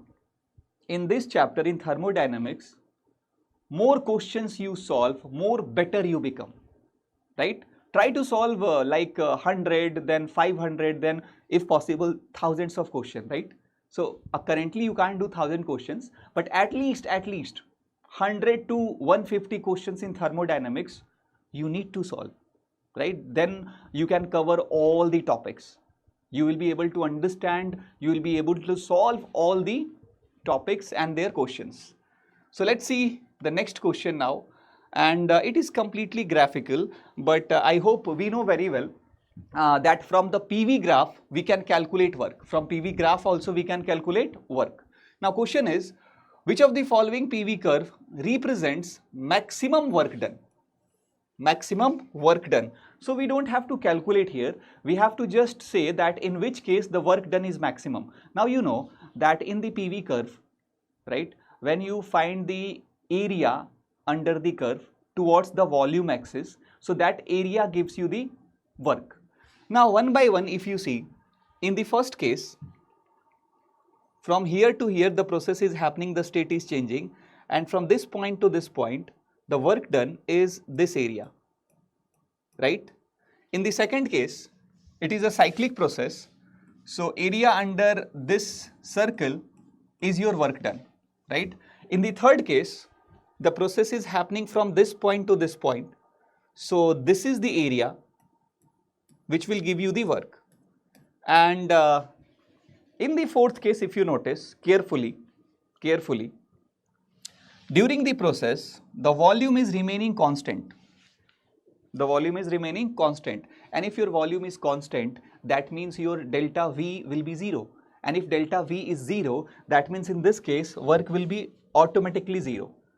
So now if you compare the areas, you can clearly see that out of 1, 2, 3, because in fourth case the work done is 0, out of 1, 2, 3, the highest area we can get is in third case. This is the maximum area in the PV curve. So definitely the work done will be highest in the third case, and they are asking for the maximum work. So answer should be third one, because in third we have highest area under the curve, and that will be the highest work. Definitely the answer is third one here. And again it's a PYQ. We got this question in the NEET 2022 examination, students, right? So I hope that you understood the calculation of work in your examination. You can get either from the formula directly, and sometimes from this PV graph also you get the calculation of work, correct? Now Now let's talk about the next topic. So I hope I don't have to tell you that till now which parameters we have covered, right? We have covered heat, work, internal energy change, and enthalpy change. And we also saw the first law of thermodynamics and one of the most important formula, that is relation between enthalpy change and internal energy change. So after those 4 parameters, now let's go into some of the more parameters we have in this chapter, right? In the topic heat capacity.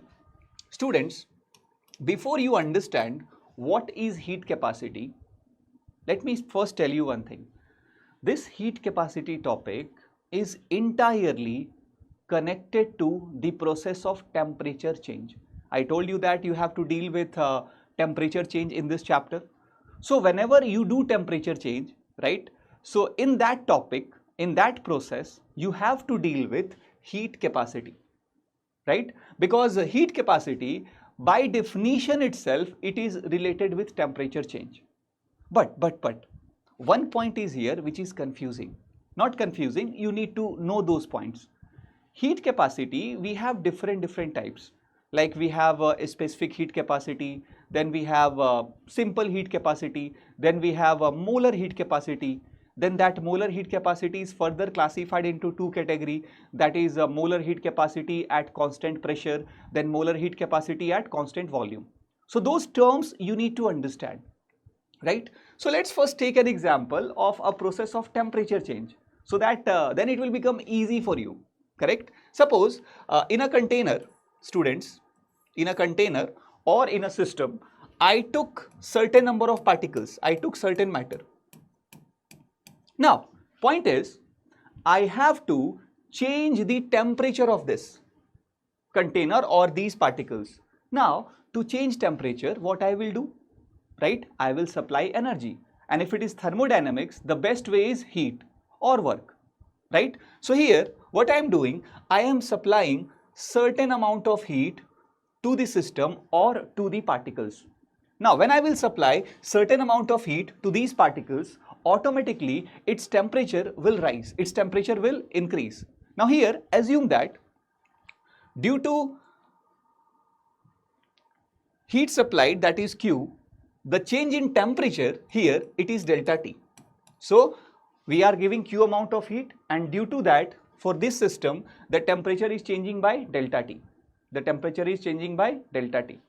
Now, if you have to find a relation between this Q and delta T, that how much heat you are supplying and how much you are having change in the temperature. So if you want to find a relation between that Q and delta T, you will have to deal with that heat capacity, right? So first let us see what is heat capacity, denoted by C throughout the chapter, denoted by C. Now heat capacity, it is defined as the amount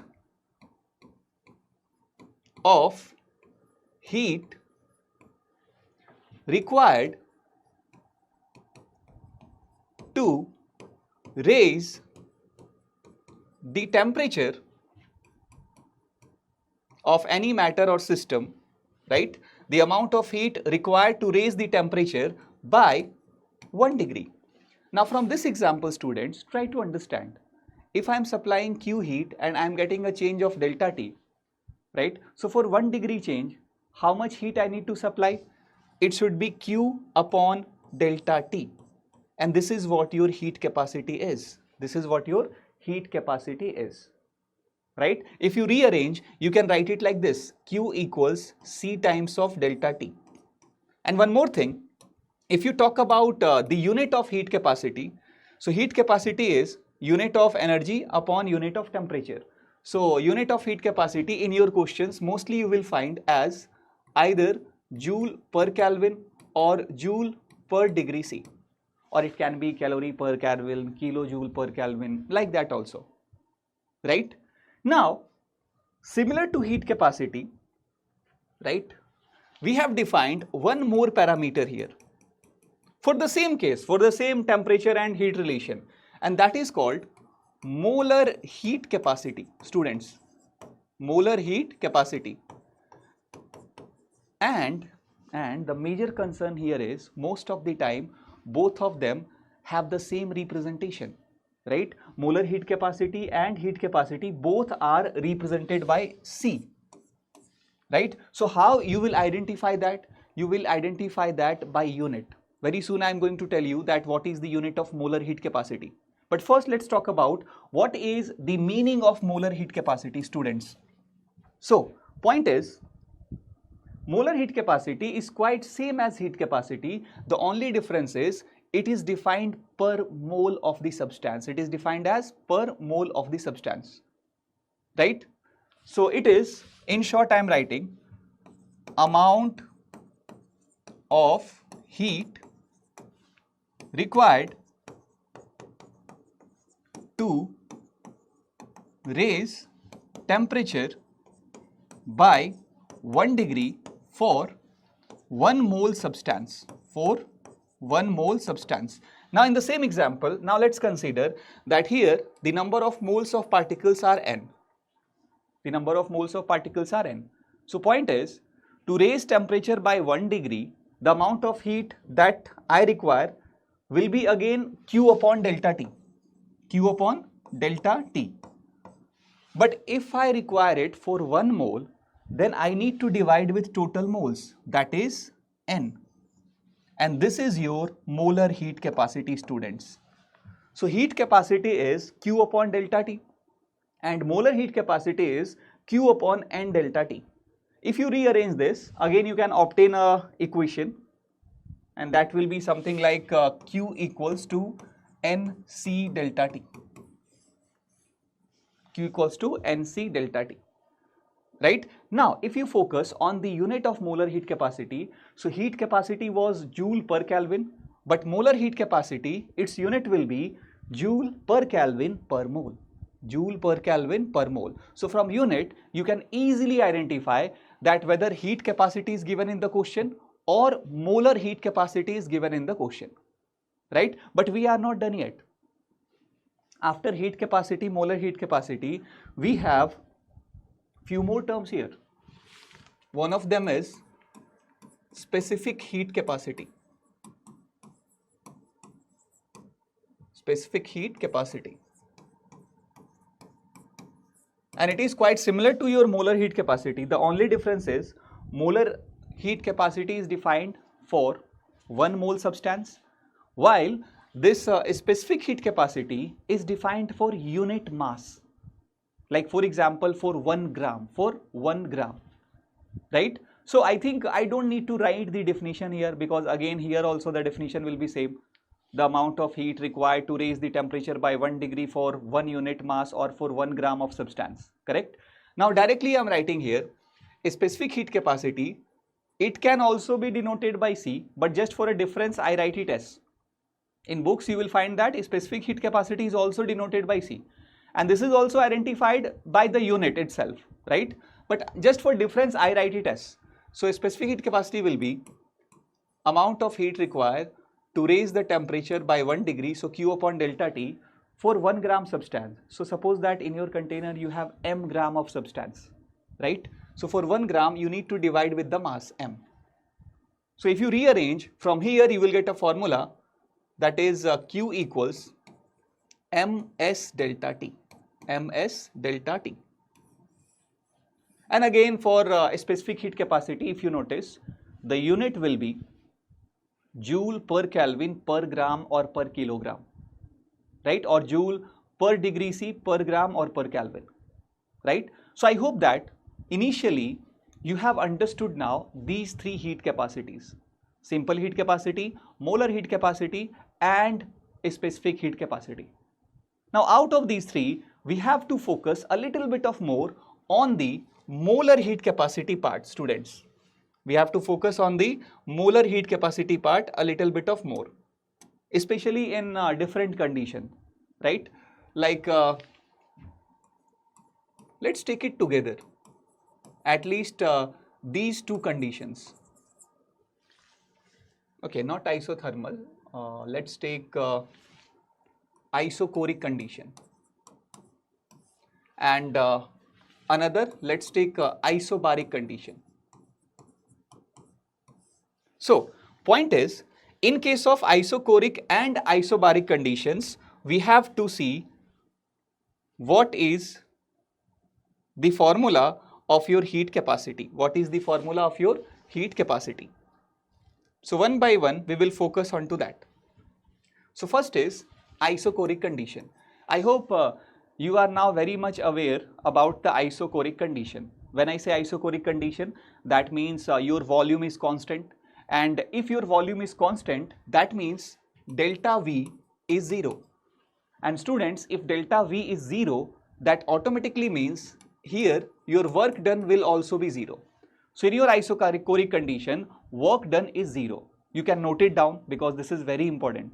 Immediately it should came in your mind whenever it is written that isochoric condition, right? Now point is, if I recall the first law of thermodynamics, so first law of thermodynamics for any system tells you that delta U should be equals to Q plus W.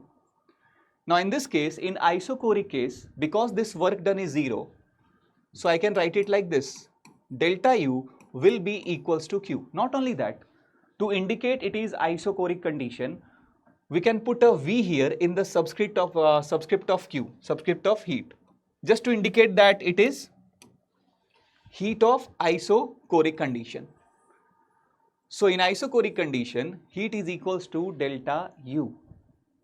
Students, do you know that sometimes the change in internal energy is called like that, is named like that. What? Heat at constant volume. Like in some of the questions, especially that of relation of delta H and delta U, you will notice that they will not tell you it is internal energy change. Instead of internal energy change, they will write it as heat at constant volume. So you can understand like this delta U, whose name is change in internal energy, can also be called like this. Delta U can be called like heat at constant volume, heat at constant volume, because in isochoric delta U is equals to the heat supplied. Now if I go and if I apply the formula of molar heat capacity, right? So that formula here, it can be written like Q equals NC delta T, and because it is isochoric, so I can represent it like QV equals to CV NCV delta T. Now students, from here you can say that this Q in isochoric is equals to delta U. So instead of Q, I can write delta U, and delta U will be equals to NCV delta T. And from here, if you find CV, so that will give you delta U upon N delta T. So point is this, molar heat capacity, if I say at constant volume, right? So mathematically it will be equals to change in internal energy upon N into delta T. Clear? Right? Similarly, if you talk about isobaric case, so in isobaric case, we know that pressure is constant, and there is nothing like 0. Like now you have understood in case of isochoric condition, work is 0. In case of adiabatic condition, Q is 0. In case of isothermal process, delta U is 0. But in isobaric, nothing such is 0. Only the pressure is constant. But one point is there. Students, please remember that in isobaric condition, right, the heat, let me write it like this, QP, that means heat at constant pressure. By definition, it is equals to the enthalpy change. You can note it down also that heat at constant pressure is delta H. And just like this delta U, you called delta U as heat at constant volume. So delta H can be called as heat at constant pressure. Delta H can be called as heat at constant pressure, right? And in this case, if I talk about that molar heat capacity, so again general formula is Q equals NC delta T. For isobaric condition, I can say QP CP, and in isobaric this Q can be written as delta H. So delta H equals N CP delta T. And finally, from here, if you calculate Cp, that means molar heat capacity at constant pressure. So the Cp you will be getting is delta H upon N delta T. So before this, we talked about delta U and delta H. And now the point is, Cp is related with your delta H, while Cv is related with your delta U. Right? Cv is molar heat capacity at constant volume and Cp is molar heat capacity at constant pressure. Now, because Cp is connected with delta H and Cv is connected with delta U, and we saw that delta H, delta U, they are related with each other mathematically. So somewhere we can have a relation between Cp, Cv. And yes, we have relation between Cp, Cv. Students, if you calculate Cp minus Cv, right? So Cp you can put delta H upon N delta T, Cv you can put delta U upon N delta T. And if you solve that, this will come simply equals to R. Cp minus Cv, right, will come simply equals to R, which is your gas constant. So this relation is again very, very important for you, especially like when you deal with adiabatic processes. So in adiabatic processes, this formula becomes very important. So always remember that Cp minus Cv is R. Now one more point, for this molar heat capacity at constant pressure and volume, we have given a term gamma, which is called a Poisson's ratio. Poisson's ratio. Not poison, Poisson's ratio, right? Poisson's ratio is the ratio of molar heat capacity at constant pressure and constant volume, right? Gamma. So Poisson's ratio is Cp upon Cv, and depending upon the atomicity of gases, right, we can decide what will be the value of Cp, Cv or gamma, right? You don't need to memorize it. The Cp, Cv values you can find out. The only thing you need to memorize is the value of Poisson's ratio. At least Poisson's ratio value you should always remember, right? When you have a monoatomic gas. Monoatomic gas. Monoatomic means those gases whose molecules have only one atom, like it is noble gas, right? If you talk about helium, neon, argon, krypton, xenon, radon, right? So for these gases, they are monoatomic. Now for monoatomic gases, the value of gamma is 1.66, or this also can be written as 5 upon 3. Note down and please remember this value. If you take a diatomic gas, so for diatomic gas, diatomic means whose molecules are made up of at least 2 atoms, like O2, N2, CO, NO, right? So for diatomic gases, the value of Poisson's ratio is 1.4. Now 1.4 you can write it as 7 upon 5. And for triatomic, and we don't take triatomic in chemistry, instead of triatomic, we directly take polyatomic, right? So for polyatomic, the value of gamma we take as 1.33, which also can be written as 4 upon 3. 4 upon 3. So these Poisson's ratio value, 1.66, 1.4, 1.33, although it is in decreasing order, if you notice, 1.6, 1.4, 1.3. So easily you can memorize it, right? And if you memorize gamma value, anytime you can find the Cp/Cv using these two relations, right? If it is a monoatomic gas, then one relation you have is gamma or Cp by Cv is equals to 5 by 3, and one relation you have Cp minus Cv equals to R.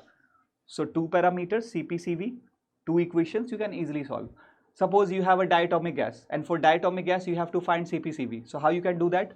For diatomic, Cp upon Cv you will write as 7 by 5. So for diatomic, Cp upon Cv is 7 by 5, right?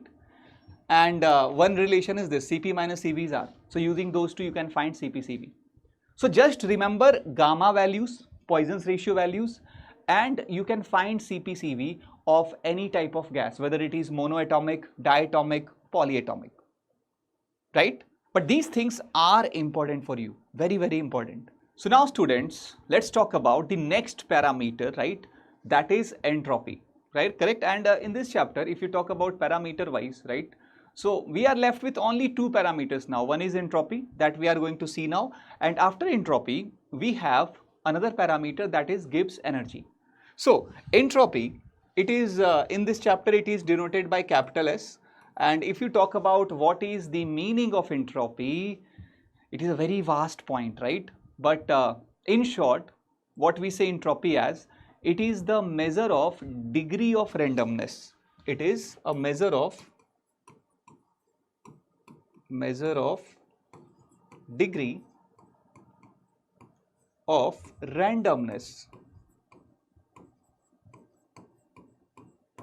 So randomness means more what? How disordered your particles are.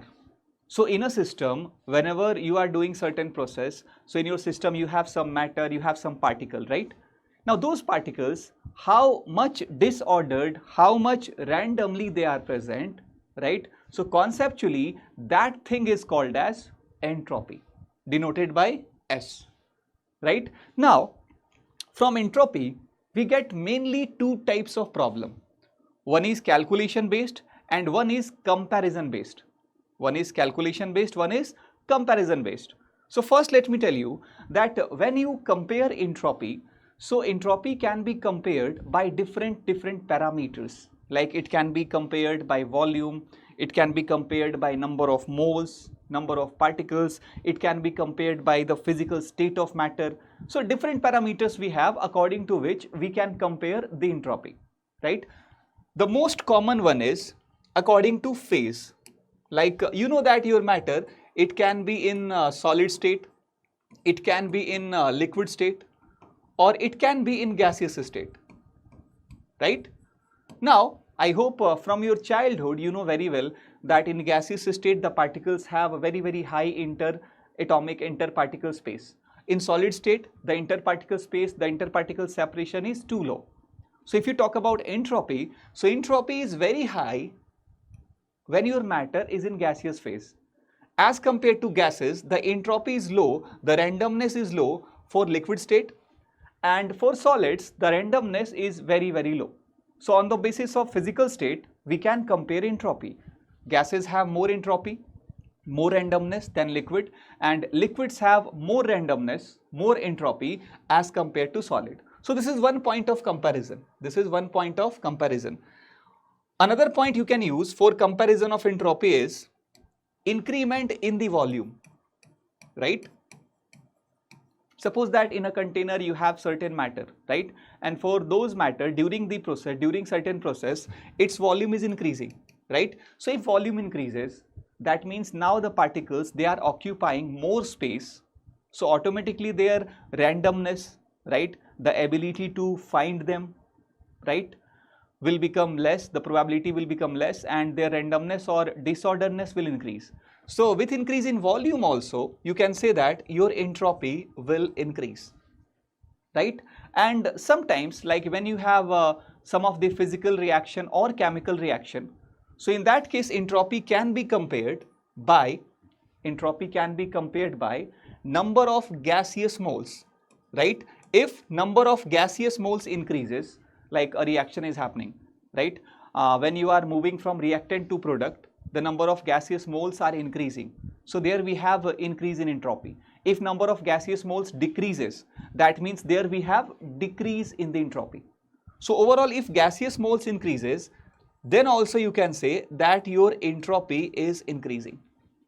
So from volume, phase, number of moles of gas, temperature, these things you can compare the entropy, and you will be getting students questions regarding the comparison of entropy for different process. One more point I need to tell you here, that especially for reactions, like if a reaction is there, something like A plus B gives C plus D, right? And if you talk about the calculation, so we have formula of entropy, but in case of reactions, entropy can be calculated as the total entropy of product minus the total entropy of reactant. Even if it is a physical reaction, in that also, right, the total entropy of the product minus the total entropy of reactant will give you the entropy change for reactions. So for physical and chemical reactions, delta S entropy change can be calculated by entropy of product minus entropy of reactant. One more thing, sometimes you will notice that entropy is written something like this, S naught. S naught. Not only entropy, in this chapter whatever parameter you deal with like internal energy or enthalpy, right? In them also you will notice that sometimes internal energy is written as U naught, enthalpy written as H naught. So you need to understand it is about the condition. When I say S naught, so this is the entropy at standard condition. When I say U naught or H naught, so these are the internal energy or enthalpy at standard condition, right? So under standard condition also you can have calculation of these parameters, whether it is entropy, internal energy, enthalpy, right? So after understanding how we can compare entropy and what is entropy, randomness, now let's talk about the main thing, that is how to calculate entropy for different process in different condition. Now students, point is the generalized formula of entropy is very easy, right? For any reversible process, the entropy change is calculated by amount of heat transferred, right, per unit temperature, right? And this formula will help you overall to calculate entropy in any case, like any process, any condition is given. You can start from this formula, and according to the condition, according to the process, you can change Q or T. We will see that, don't worry. But first of all, remember that for reversible process, the entropy change is calculated by Q by T. Now, suppose if I take adiabatic condition, the very first one. So immediately you will say that sir, in adiabatic condition we know that Q is 0. So if Q is 0, then delta S will be automatically 0. So that is absolutely true. But please here remember one thing. In adiabatic process, delta S will be 0 if your process is reversible. If it is irreversible process, then delta S, right, it's not necessary that it will be 0. But for reversible adiabatic process, the delta S will be always 0, right? Now, if you talk about isothermal, and in our chapter we are calculating entropy mostly for the reversible thing. So isothermal, along with that, let's take reversible. So in isothermal reversible condition, if a process is happening, like especially the expansion or compression of gases, so in that case, how we can calculate entropy? Students, you know that in isothermal condition, delta U is 0. First law of thermodynamics is delta U equals to Q plus W. Now, if it is isothermal, so delta U is 0. So here Q will be equals to minus of work. And for isothermal reversible, we have derived the formula of work minus 2.303 nRT log V2 by V1. So if I put that here, it will be 2.303 nRT log final volume upon initial volume. Now if I apply the basic formula Q by T, and instead of Q, if I put this, the T, the temperature term will be cancelled, and here the entropy change will come out 2.303 N into R log V2 upon V1. So whenever expansion compression is happening, whenever a process is happening, and for isothermal reversible process you have to calculate entropy change, you can apply this formula 2.3 into NR into log V2 by V1. Now just like this isothermal condition, I hope you are noting down these formulas, because from this you will be getting direct question for the calculation of entropy. So let's talk about more conditions now. Suppose that if you are dealing with especially the temperature change, right, process in which your temperature is changing, right, and that you are dealing in isochoric condition. Of course, it is by default we are assuming reversible, right? So in isochoric condition, if I have to calculate for certain process what is the entropy change, how I can do that? We know the basic formula, delta S will be Q by T. right? In isochoric process, you know that very well. du is NCV dt, right? In isochoric process, the change in internal energy is equals to NCV dt. And also, in isochoric process, the work done is 0. So if I apply the first law here again, so I can say that du is equals to Q plus W, and because isochoric, work is 0, so here Q will become equals to du, which will be equals to NCV dt. Now students, in case of isochoric condition, while calculating entropy, instead of Q, I can put this NCV dt, and here if I calculate the entropy change, it will be NCV dt upon T integration, and if your temperature is changing from T1 to T2, right, and you assume again that your CV is constant, it is not depending on the temperature, so NCV can be taken outside. By integration, you will simply get NCV ln T2 by T1, natural log. And if you want to do that in log base 10, you can write it like this, 2.303 NCV log base 10 T2 upon T1, right? So in isochoric condition, the formula of entropy will be NCV ln T2 by T1. Now just like this, in the similar way, I hope you will understand, if I consider the isobaric condition, so in isobaric, Q is equals to dH and dH equals to NCP dt. So every part will be same, the derivation will be same, right? The only thing is, instead of CV, in case of isobaric, I will be getting Cp. So in case of isobaric, if I calculate entropy change, so a temperature change is happening under isobaric condition. So in that case, entropy change will be NCP ln T2 by T1 or 2.303 NCP log base 10 T2 by T1, right?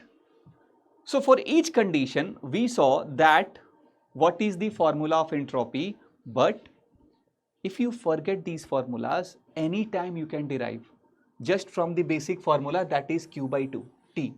Use Q by T, right? Use the condition that in isobaric Q is delta H or dH, in isochoric work is 0, right? So Q will be equals to du, that means NCV dt. In isothermal condition, du is 0, so Q will be equals to minus of work. So use those conditions and you can also derive the formula of entropy change anytime, right? And suppose that a process is happening, right, in which we have multiple cases.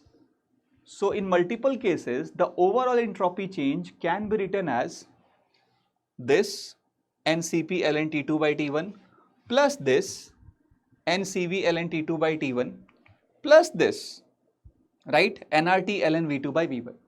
That you can write for, in general, any process, the total entropy change. You can create a formula like that. But now I hope that if you read the question, if you read the process, if you read the conditions, you can easily calculate, and not only calculate, you can also compare the entropy change, right? Now, after understanding entropy, the next point is second law of thermodynamics. And why we have second law of thermodynamics here? Because second law of thermodynamics is entirely connected with your entropy and spontaneity. Students, if you recall the first law of thermodynamics, so first law of thermodynamics talk about the energy conservation.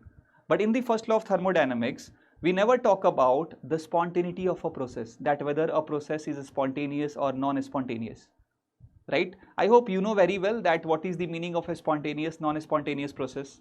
Spontaneous means which can occur by itself or by initiation, while non-spontaneous means which requires help, which continuously requires energy from the outside to complete the process, right?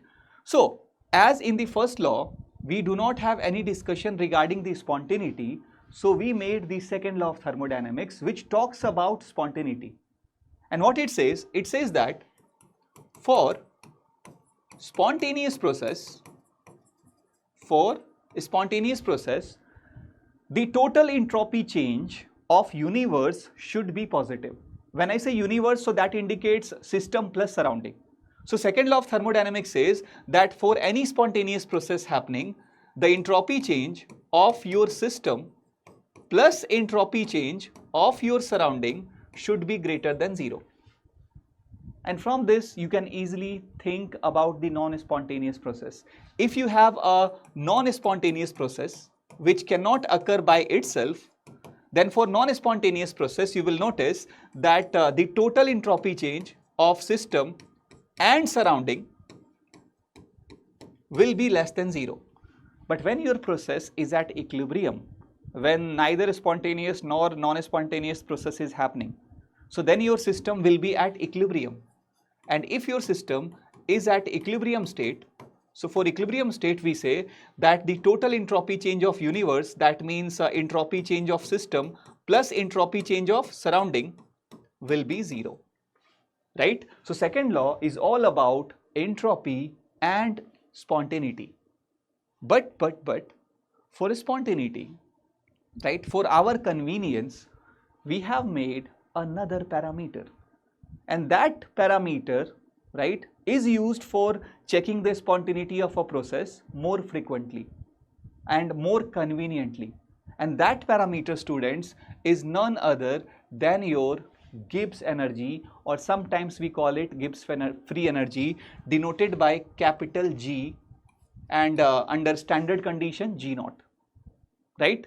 So first of all, Gibbs energy is a state variable, it is a state function, right? And mathematically, it is given as enthalpy minus temperature into entropy. And if you talk about its conceptual meaning, so conceptually we define Gibbs energy as the free available energy inside a system which can be used to do work during a process. So see, the concept of Gibbs free energy is something like this. Like suppose whenever a spontaneous process is happening, so from externally you are not providing any energy. Now to do the process, right, energy will be utilized, and energy will be utilized, right, within the system, right, whatever energy is available inside the system, so that energy will be utilized during the spontaneous process, right. So here the energy from which, right, we are utilizing it during the process, that free energy, that available energy, we define it as Gibbs energy. And from the same concept, we have defined spontaneity here. Students, you will notice that Gibbs energy, when you try to calculate its change, so its change can be calculated as delta G equals delta H minus delta of Ts or T delta S, right? So from the enthalpy change, entropy change, we can calculate the Gibbs energy change, right? But point is, when you calculate delta G, so using the value, especially the sign, using the sign of delta G, you can predict whether your process is spontaneous, non-spontaneous, or at equilibrium. Point is, during a process, if your delta G is negative, means the Gibbs energy is decreasing. Now please focus here. If delta G is negative, Gibbs energy is decreasing, that means what? Energy is getting utilized, right, within the system. Within the system, the energy that we have, that is getting utilized. And why that energy is getting utilized? Because we are not providing energy from outside, right? So that means what? If you are not providing energy from outside, so your process is spontaneous.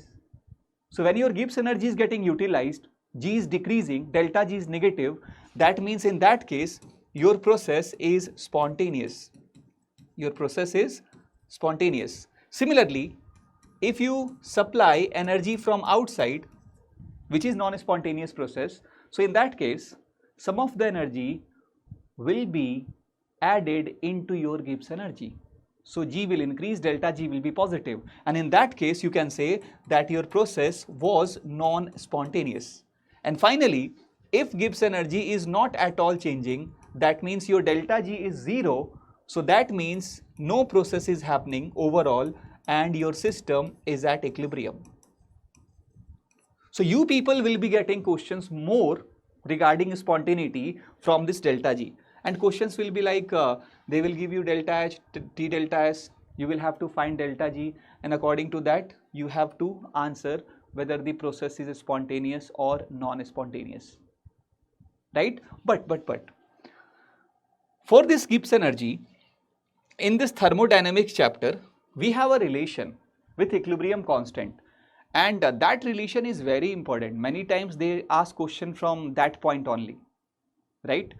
Gibbs energy or the change of Gibbs energy can be written as delta G equals delta G naught plus RT ln of Q, where delta G is your Gibbs energy at ordinary condition, random condition. Delta G naught is Gibbs energy change at standard condition. RT, you know, R is gas constant, T is temperature, and Q, if you recall your chemical equilibrium, so it is nothing but quite similar to your reaction quotient. Now, if a system, if a process, if a reaction is at equilibrium, so just now I told you in equilibrium, delta G is 0. If delta G is 0, students, you will get a relation here. 0 equals delta G naught plus RT ln. At equilibrium, you know that reaction quotient becomes equilibrium constant, that means Kc. So from here you can say, if you rearrange, that delta G naught will be equals to minus RT natural log of Kc. So this is a relation, students, which is very important. Why? Because this formula connects the two chapters. This formula basically it is connecting chemical equilibrium with thermodynamics. So that's why it becomes important. And of course, you get direct questions from this. Questions like, they will give you Kc, you have to find delta G naught. Or they will give you delta G naught, you have to find Kc. So those types of questions you will be getting from this, right? And talking about the spontaneity part, again, for this delta G, we saw that delta G can be calculated from delta H minus T delta S. So according to the signs of delta H delta S, you can predict that whether your process will be spontaneous or non-spontaneous. Students, suppose that for a process, if delta H is negative, right? Delta H is negative and delta S is positive. So if your delta H is negative, delta S is positive, this term will be always negative. That means your process will be always spontaneous, always, whatever temperature you take. Similarly, if your delta H is positive, if delta H is positive and delta S negative, negative becomes positive. So when delta H is positive, delta S is negative, this term will be always positive. So whatever temperature you take, in this condition, the process will be always non-spontaneous. Now we have two more conditions, like one is in which delta H is negative and delta S is also negative. Now if you notice, it will depend on temperature. If delta H is negative and delta S is negative, so this will become plus, this will become minus. So if T delta S is small and delta H is large, then your process will be spontaneous. Now how T delta S will be small? If T is small.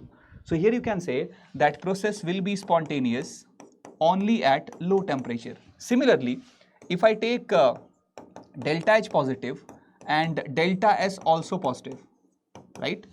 You don't have to memorize this. You can do that always by this formula. So if delta H is positive, delta S is positive, both positive, then this is plus, this is minus. So if T delta S term, the magnitude of T delta S is more, this will be negative overall. And how the magnitude of T delta S will be more? At higher temperature. So in this condition, the process will be spontaneous only at high temperature. So from this also sometimes you get questions in the examination, right? So for Gibbs energy, the spontaneity part, its formula and its relation with equilibrium constant is very, very important for us, right? And now students, we are done with all the parameters in this chapter. So now let me once tell you that what will be happening, right? What type of questions you will be getting in this chapter. you have 4 process: expansion, compression, temperature change, physical change, chemical reaction. Those 4 process can happen in any conditions: isothermal, isobaric, isochoric, adiabatic. And for those 4 process, under those 4 conditions, you have to do calculation of these parameters: heat, work, internal energy, enthalpy, heat capacity, Gibbs energy, and entropy. This is what thermodynamics is, right? So now let's see a topic, right? In books you will find, if you read books, even NCERT, you will find that this topic is given at the very start of the chapter. But I talk about this later on because I want you first to understand all the parameters. Once you have understood all the parameters, then only you can classify, right? Actually, extensive, intensive, right? It's a classification of the parameters based on whether they depend on number of particle, right, or not. Point is, a parameter is called extensive if it depends on amount of matter in your system or number of particle in your system. While on the other side, intensive parameters are those parameters which are independent of amount, independent of your amount in the system, or independent of how many number of particles are present, right, inside the system, right? So if I talk about examples, so it's very easy, you will easily understand this. See, mass, more number of particles, more is the mass. Volume, more amount means more volume. And if we talk about parameters like internal energy, enthalpy, all these parameters, they are nothing but extensive properties. But on the other side, if you talk about intensive properties, so temperature, pressure, right? Temperature, pressure, density, right? Refractive index, even from physics we can recall. Those things are independent of temperature, right? You take 1 liter water, you take 5 liter water, under same condition, the density will be same, 1 gram per ml, right? So even this density term is intensive property, right? So if you understand parameter, you can easily clarify that whether it is depending on amount or not. If it is depending on amount, number of particle, it will be extensive, and if it is independent of amount, it is nothing but intensive, right? Just like extensive, intensive, we have one more point here, which again you can find at the start of chapter, but I discussed that here. It is state function and path function. Again, this is a classification of all the parameters that we discuss in this chapter. Students, state function basically we use for those parameters which depends only on the initial and final state of the system. Depends only on initial and final state of the system. Means when a process is happening, so it doesn't matter what is happening in between, right? These variables, its calculation is done just by looking at the final value and initial value. So those parameters are called state function, right? And most of the particles in this chapter, they are state function. Like if you talk about internal energy, enthalpy, Gibbs energy, all these parameters are state function, right? But if a parameter is there which depends on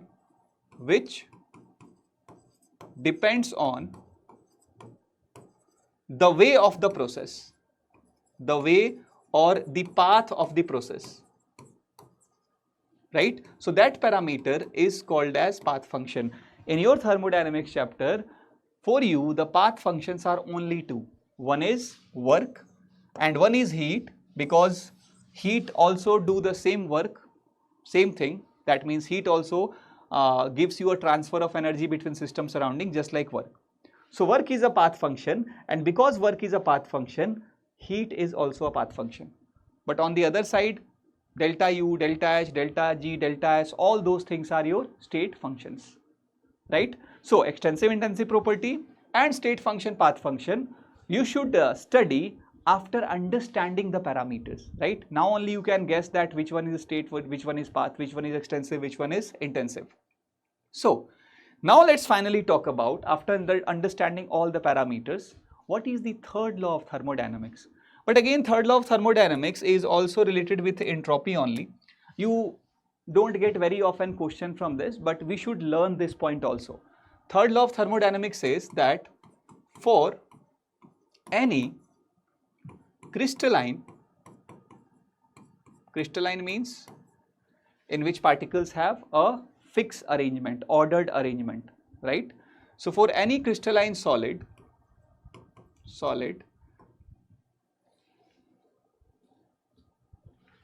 at absolute zero temperature. Now what is the meaning of absolute zero temperature? 0 Kelvin. So for it's not okay, it's 0 Kelvin. Okay, 0 Kelvin. So for any crystalline solid at absolute zero, right, its entropy will be 0. Means if you take any crystalline solid at 0 Kelvin temperature, then it has no disorderness, or it is not at all random. That's why its entropy is 0. Right? Now using this third law, what we can do, we can calculate entropy of substances at any temperature, right? Because at 0 Kelvin we have said that entropy is 0. So at T Kelvin we can find what is the entropy. So that's the use of third law of thermodynamics. But I hope that you will remember this easily, third law of thermodynamics, that at 0 Kelvin for crystalline solids the entropy will be 0. Now it is the time to see some of the questions from entropy and Gibbs energy part, correct? So take your pen, paper and brain and try to solve these questions along with me, or before me, of course. Pause this video if you want. I am here. You can pause, right? The question is visible to you. And later on you can match the answer. So question is, the entropy change in the fusion means melting. Melting is a physical change. The entropy change in the fusion of 1 mole of a solid whose melting point is 27 degree. Latent heat of fusion is 2930 joules per mole. So it's a direct question, right? A physical change is happening, melting, and for melting process we have to find the entropy change. In this case we can directly apply this formula, that is delta S equals to Q by T. Now for melting, Q will be equals to heat of fusion, which is 2930, focus on the unit, joule per mole, and T will be equals to the temperature, which is nothing but melting point here, but it is in degree. So degree is always calculated into Kelvin to put into formulas. So 27 degree will be equals to how much? 300 Kelvin, right? So upon 300 Kelvin. Just calculate that. It's a very easy question. 0, 0 cancelled. 1, 0, it will become 29.3 upon 3. And if you calculate it further, it will be 3 9s are 27, 2 remaining, 3, 3 7s are 21, and then 6. It is roughly 9.77 joule per Kelvin per mole, correct? So for physical changes, the delta S, that is Q by T, it will become delta H by T, the enthalpy of your reaction upon your temperature, right? So here of course the answer will be A, and this question came in AIPMT 2000, but these types of question, right, still it comes in the NEET examination, and you can find these types of questions even in your NCERT. If you solve NCERT, you will find that. Now let's see the next question. Again, if you want, you can pause it, right, and later on you can match the answer. 2 mole of ideal gas at 27 degrees C, temperature is given, number of moles are given, expanded. So expansion is happening under reversible condition, and of course it is isothermal because temperature is fixed. From 2 liter to 20 liter, find the entropy. You can start with delta S equals to Q by T, or if you remember the formula, then expansion in reversible isothermal condition, if it is happening, then delta S can be directly calculated as N into R ln of V2 upon V1, right?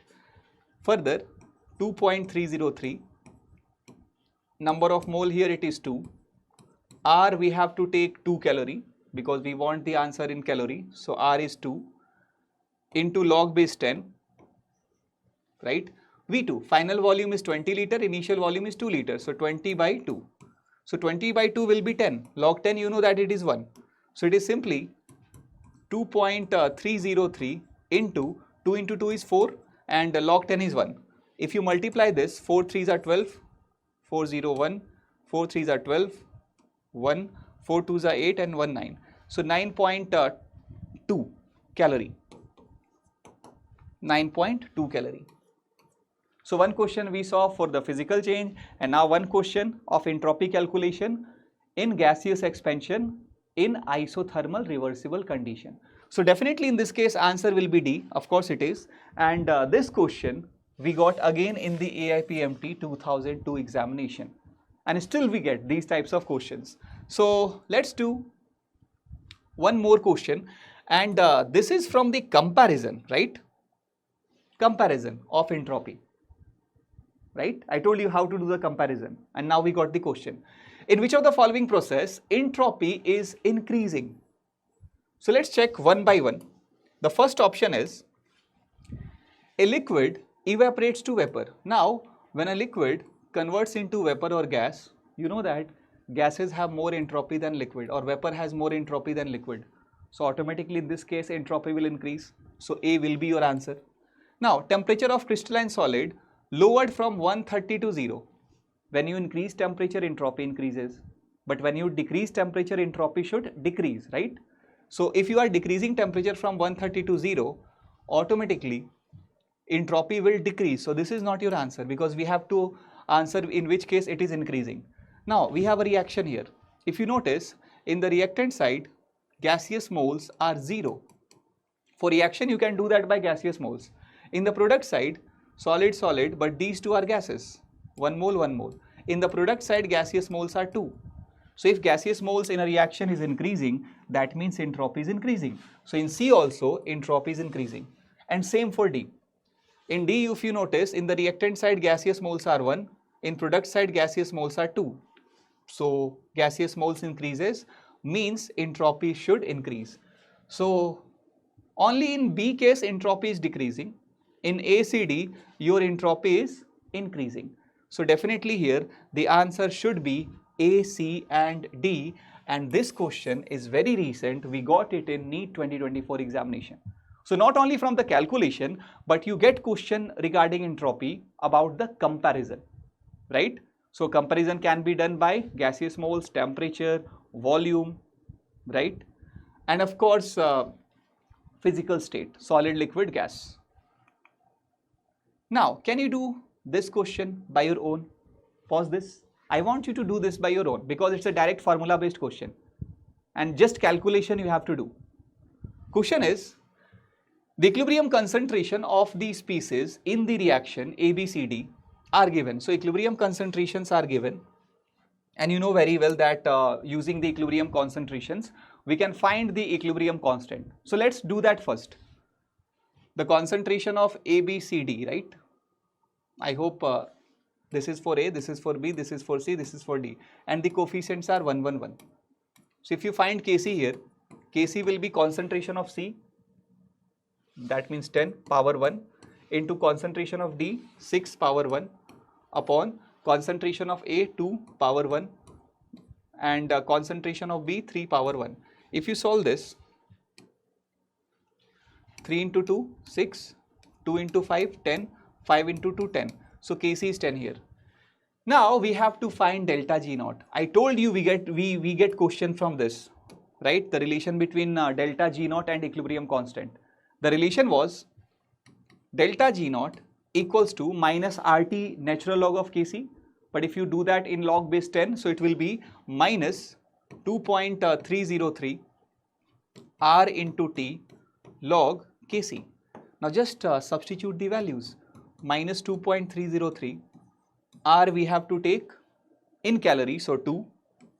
Temperature is 300 Kelvin into log Kc we got 10. Now you know that log 10 is 1, right? So just multiply this. You will get your answer. Correct? So minus of 2.303 into 2 into 300 is 600.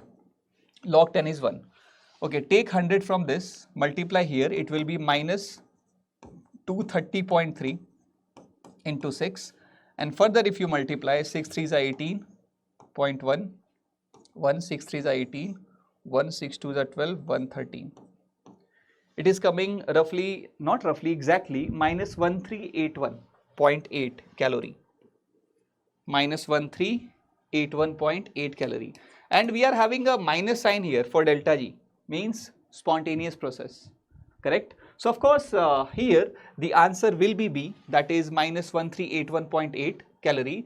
And this question, again it's a recent one, we got that in NEET 2023 examination.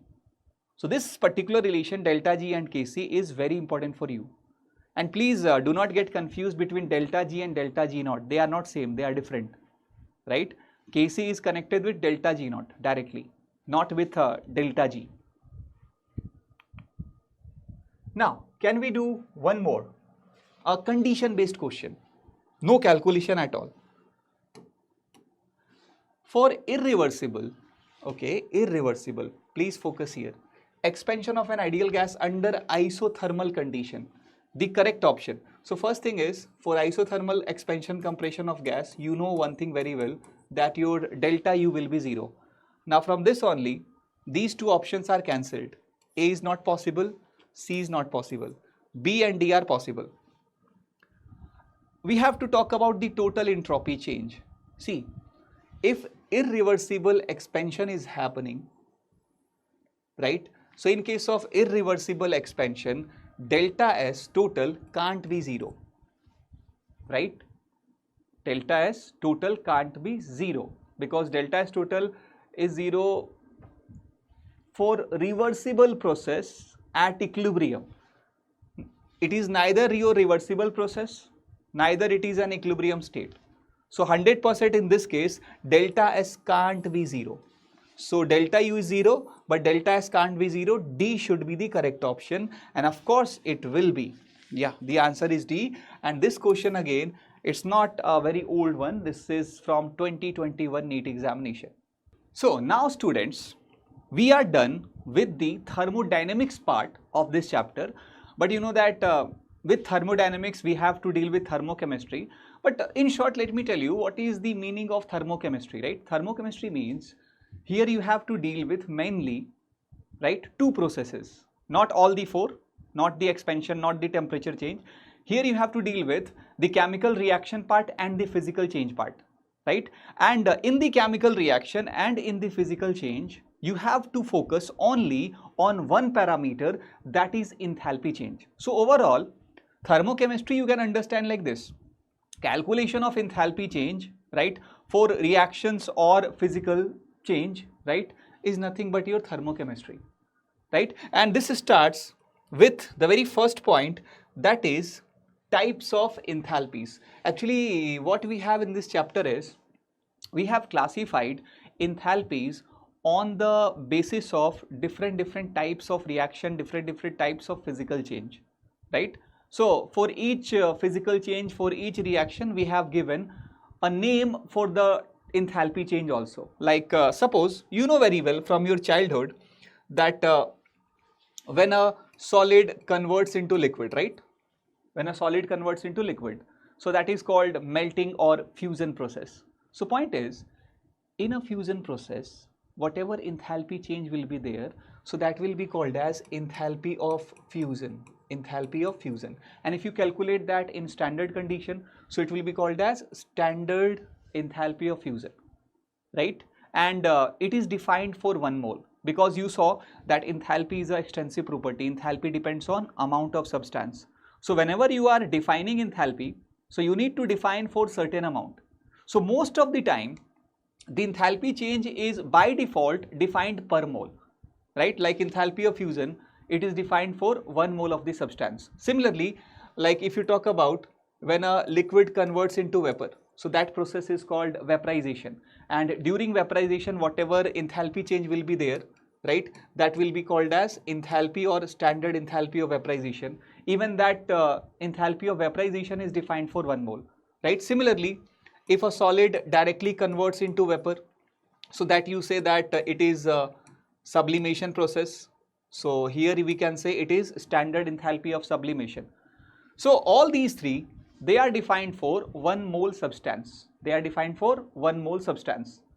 Apart from these three, we have many more types of enthalpies, like some of them you know from your periodic table chapter. I hope you know what is the meaning of ionization enthalpy, right? Removing electron from 1 mole isolated gaseous atom, right? You know very well what is electron gain enthalpy. Electron gain enthalpy. So these are the different types of enthalpies we have depending upon what process is happening, right? But some enthalpies or some of the types of enthalpies, they are very, very important for us. One of them is formation enthalpy. Formation enthalpy. Notation is delta F of H. F means formation. You know what, students? What is the meaning of formation enthalpy? It means, right, amount of energy transferred when 1 mole of a substance is prepared from its elemental form, right, from pure elements under standard condition. So suppose if I have to get the formation enthalpy of CO2, what I will do? I will prepare 1 mole of CO2, because it is defined for 1 mole again, and I will have to prepare that CO2 from the pure elements, right? CO2 is made up of carbon and oxygen. So I will prepare CO2 from the pure carbon, that is graphite, and pure oxygen, that is O2. And under standard condition, their physical states are gas, gas and solid, right? So for this reaction, whatever enthalpy change is there, that will be known as formation enthalpy of CO2. So whether from a reaction you will get formation enthalpy or not, right, you will have to check 2-3 things. First, in your reaction you should get 1 mole of the substance. Second, the substance should be prepared from the pure elements. And third, they should present in the standard state, right? CO2 is a gas, O2 is a gas, and graphite is a solid. So formation enthalpy is an important topic for us, is an important type of enthalpy for us, right? After this, the next type of enthalpy which is important in this chapter is bond enthalpy. But I hope bond enthalpy you know from your chemical bonding chapter, right? The amount of energy required to break 1 mole of bonds, right, is called as bond enthalpy. But it is useful for us, the bond enthalpy part. And one more type of enthalpy which is important here is enthalpy of neutralization. Enthalpy of neutralization. But I hope that any type of enthalpy is there, you can predict its concept, right, from its name. Like what is enthalpy of neutralization? During the neutralization process of acid and base, whatever energy is released, right, because neutralization is exothermic. So during acid base reaction, whatever amount of energy is released, that is called enthalpy of neutralization. But in enthalpy of neutralization, one thing you need to notice here, that rest of the enthalpies, whether it is bond enthalpy, formation enthalpy, sublimation, right, vaporization, all those enthalpies, they are defined for 1 mole substance. But enthalpy of neutralization, it is defined for 1 gram equivalent. We say that when 1 equivalent of acid reacts with 1 equivalent of base, so whatever energy is released, it is called enthalpy of neutralization. right? And if you want to talk about it in terms of mole, so in terms of mole, we can say like this: if 1 mole of H plus and 1 mole of OH minus reacts, right? So directly you can't take acid base, but you can take like this: from acid you are getting H plus, from base you are getting OH minus, right?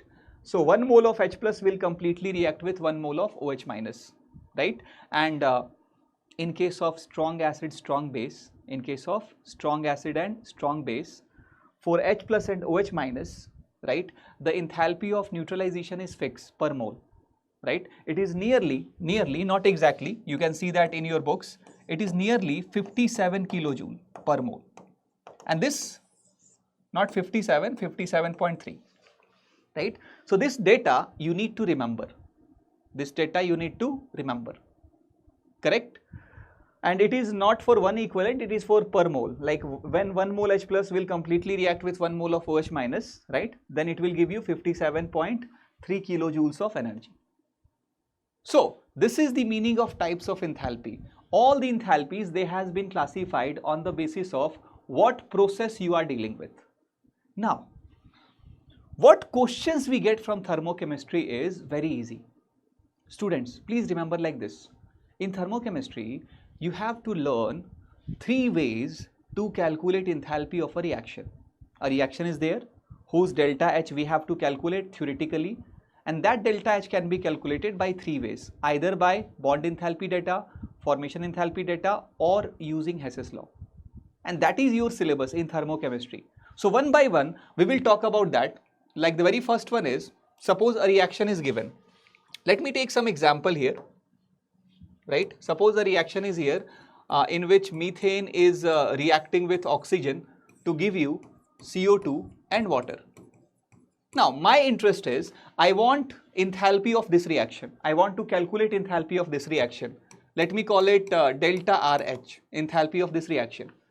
Now, if I have the data of formation enthalpy of all the reactants and products, from that formation enthalpy data, I can find delta H of this reaction.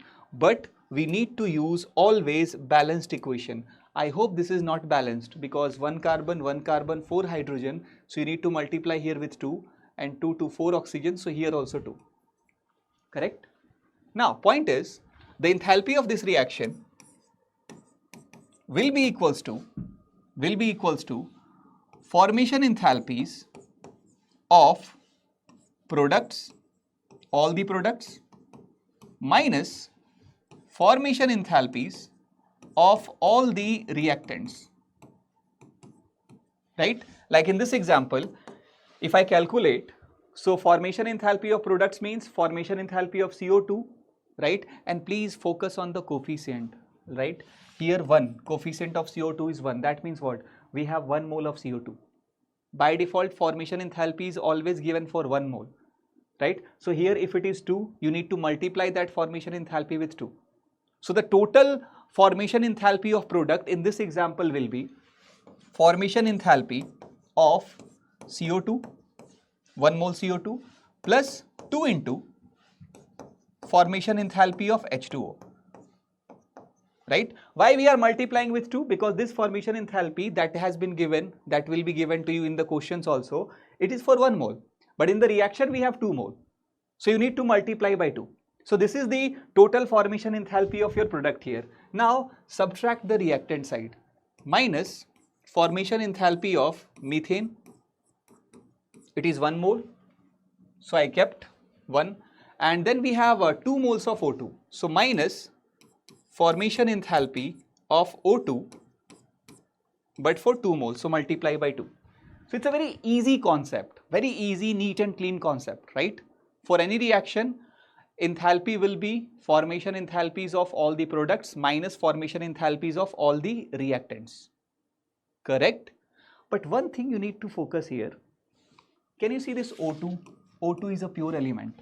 So for pure elements, sometime they will not give you the formation enthalpy, because for pure elements, the formation enthalpy will be 0. Whether it is O2, H2, right, Cl2, N2, graphite, because graphite is thermodynamically more stable, right? So for all the pure elements, its formation enthalpy will be 0, right? Its data will not be given in your question. So you need to understand that because it is a pure element, that's why its formation enthalpy is 0, and that's why it is not given in the question. But I hope if you get this type of problem where formation enthalpy is given and you have to find the delta H of reaction, you can easily do that, right? Similarly, we have second concept. This is the second concept where you can find enthalpy of reaction using the bond enthalpy, right? And it is exactly opposite of the previous one. You know what? In this, what we do for a reaction, when we have to find delta H, right? We take bond enthalpies of all the reactants, right? And from that we subtract bond enthalpy of all the products. So enthalpy of a reaction can be written like this: bond enthalpy of all the reactants minus bond enthalpy of all the products. Let me take that same example which I took in the formation enthalpy. Suppose I have this reaction,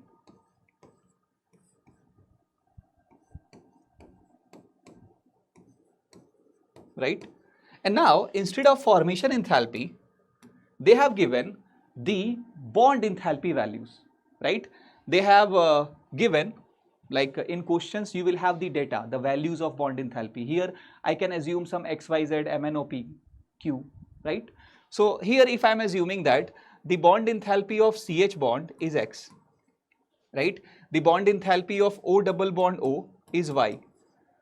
The bond enthalpy of carbon double bond oxygen, right, is P, and the bond enthalpy of H single bond O is Q. So this is the data which I have got in some question. Now from this data I have to calculate enthalpy of this reaction, So how I will do that? Enthalpy of reaction will be equals to bond enthalpy of reactant, right? So reactant one by one, if you see, here you have 1 mole of CH4. In 1 mole of CH4, you need to have knowledge of dot structure here, but I hope from your chemical bonding you know that. In 1 CH4, I have total 4 CH bond. So bond enthalpy of 1 CH4 will be 4 into, right, bond enthalpy of CH bond, which I have taken x. So for CH4, total bond enthalpy is 4x, right? Now plus, we have 2 O2 here. If you notice, in 1 O2, we have 1 OO double bond. But for 2 O2, you have got 2 OO double bond. So for 1 OO double bond, the bond energy is Y. So for 2 OO bond, right, the bond energy will be 2Y. So this is the total bond energy of your reactant. Now subtract that with the bond energy of your products. In product side, you have 1 CO2. In 1 CO2, if you notice, you have 2 C double bond O, right? So for 1 C double bond O, the bond enthalpy is P. So for 2 C double bond O, bond enthalpy will be 2P. So subtract that, 2P. And now we have 2 H2O. In 1 H2O, if you notice, you have 2 OH bond. So in 1 H2O, you have 2 OH bonds. So in 2 H2O, you will have total 4 OH bonds, right? And for 4 OH bonds, the total enthalpy will be 4 into Q. So subtract 4Q here. So this will give you the enthalpy of this reaction. I have taken XYPQ. In your problems, in your numerical questions, you will get the values like 200 kilojoule, right? 300 kilojoule, 100 kilojoule, like that. But now I think from formation enthalpy and bond enthalpy, both, you can find the delta H of reaction, right? And after these two, the third part we have from which we calculate enthalpy of a reaction is from Hess's law. Using Hess's law, we can calculate enthalpy of a reaction. But before we proceed with the calculation, let's see first what is the meaning of Hess's law. Students, Hess's law tells you that the enthalpy change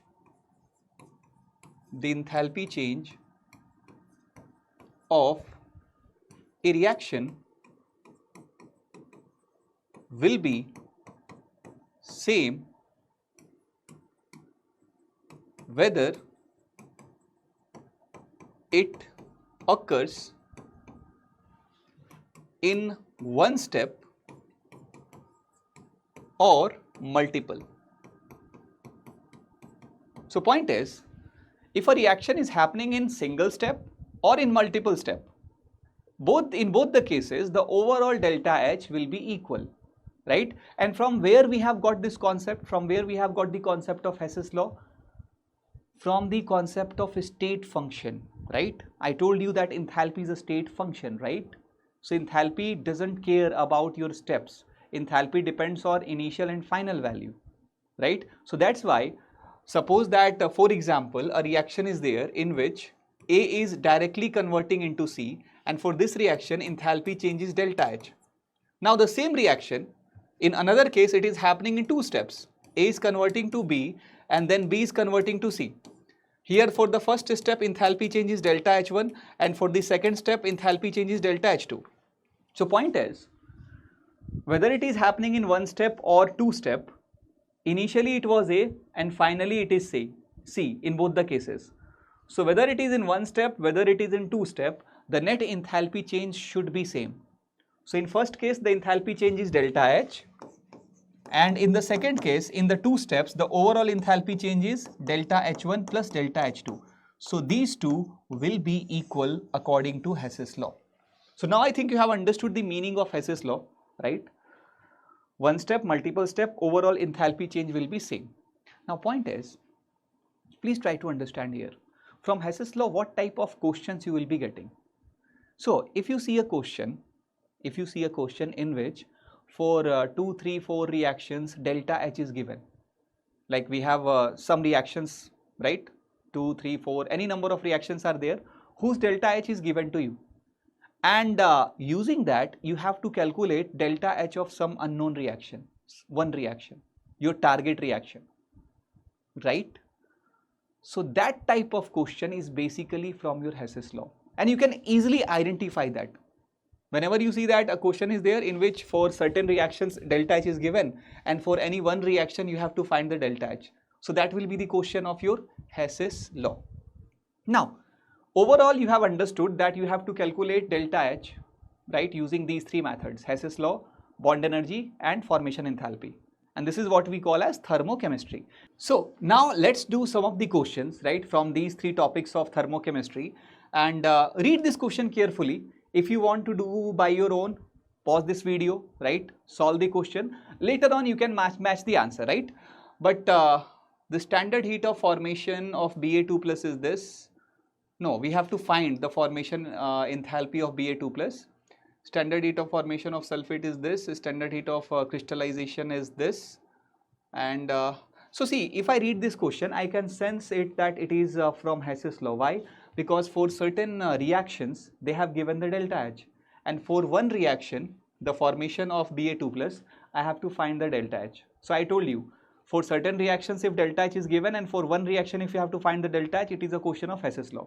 So what is my task here is, first thing, write down the equations. Do not hesitate, students, right? Do not feel lazy here. Write down the equations, because once you are done with your equation, then very easily you can solve the question. So first thing they have given is standard heat of formation of sulfate. So sulfate, if I form formation, so from pure elements, sulfur plus 2O2 plus 2 electron can give sulfate ion. And for this reaction, the enthalpy is minus 216 kilocalorie per mole. Now, standard heat of crystallization, it's not crystallization exactly, it's a crystal formation, which you can say lattice enthalpy, right? So standard heat of crystallization or standard heat of lattice enthalpy for barium sulfate is minus 4.5. So it will be something like Ba2 plus sulfate. From the ions we are getting this solid BSO4, right? And for this the enthalpy is minus 4.5 kilocalorie per mole. Then standard heat of formation of BSO4. So for formation of BSO4, again I will have to take pure elements. So barium plus sulfur plus 2O2 will give me BSO4. And for this reaction the enthalpy changes minus 349 kilocalorie per mole. Now point is, for these three reactions I have the enthalpy values, and I have to find the enthalpy of heat of formation of Ba2 plus. Now for Ba2 plus formation, equation will be Ba converts to Ba2 plus 2 electron. So make this question as a target based question. How? From these three equations, first you try to get this equation, right? And how to do that? Just find your component. Like this is my desired equation for which I want the delta H, correct? So one by one, go and find your components, right, in the given equation and just match the coefficient and whether it is present on the reactant side or product side. Like here, my first component is barium, whose coefficient is 1 and I want that in the reactant side, correct? So here, out of these three, in the third equation, I can find barium. The coefficient is already 1. I want in the reactant side and it is already in the reactant side. So this equation I will use to get my barium, right? I am just rewriting it. So Ba plus S plus 2O2 gives BaSO4 and the enthalpy here is minus 349. Now find the next component. I need Ba2 plus in the product side with coefficient 1. So where is Ba2 plus? Ba2 plus is in second equation with coefficient 1, but there is a problem. I want my Ba2 plus in the product side, but here it is in reactant side. So what I can do, I can reverse this equation. If you reverse equation, the sign of delta H will change, it will become positive. And if I rewrite that again by reversing it, the equation will be BaSO4 converts to Ba2 plus sulfate, right? And now for this enthalpy will be plus 4.5, plus 4.5. Only these two components I require. So now I got Ba, I got Ba2 plus. If I add these two, I will get in the reactant side Ba and in the product side Ba2 plus. But I will be getting extra sulfur, oxygen and BaSO4, which I need to cancel it out. So now you try to get sulfur, oxygen, BaSO4 in the given equation, and if you notice, it is there. Okay, BaSO4 will be cancelled. Sulfur is there in the first equation. So how to cancel sulfur? Here if it is in reactant side and in this equation, if I make this sulfur to go in the product side and then if I add, so reactant product, it will be cancelled, right? So reverse your first equation here just to cancel the sulfur and oxygen part. If I reverse it, it will be sulfate into sulfur plus 2O2 plus 2 electron and enthalpy now it will become plus. So plus 216.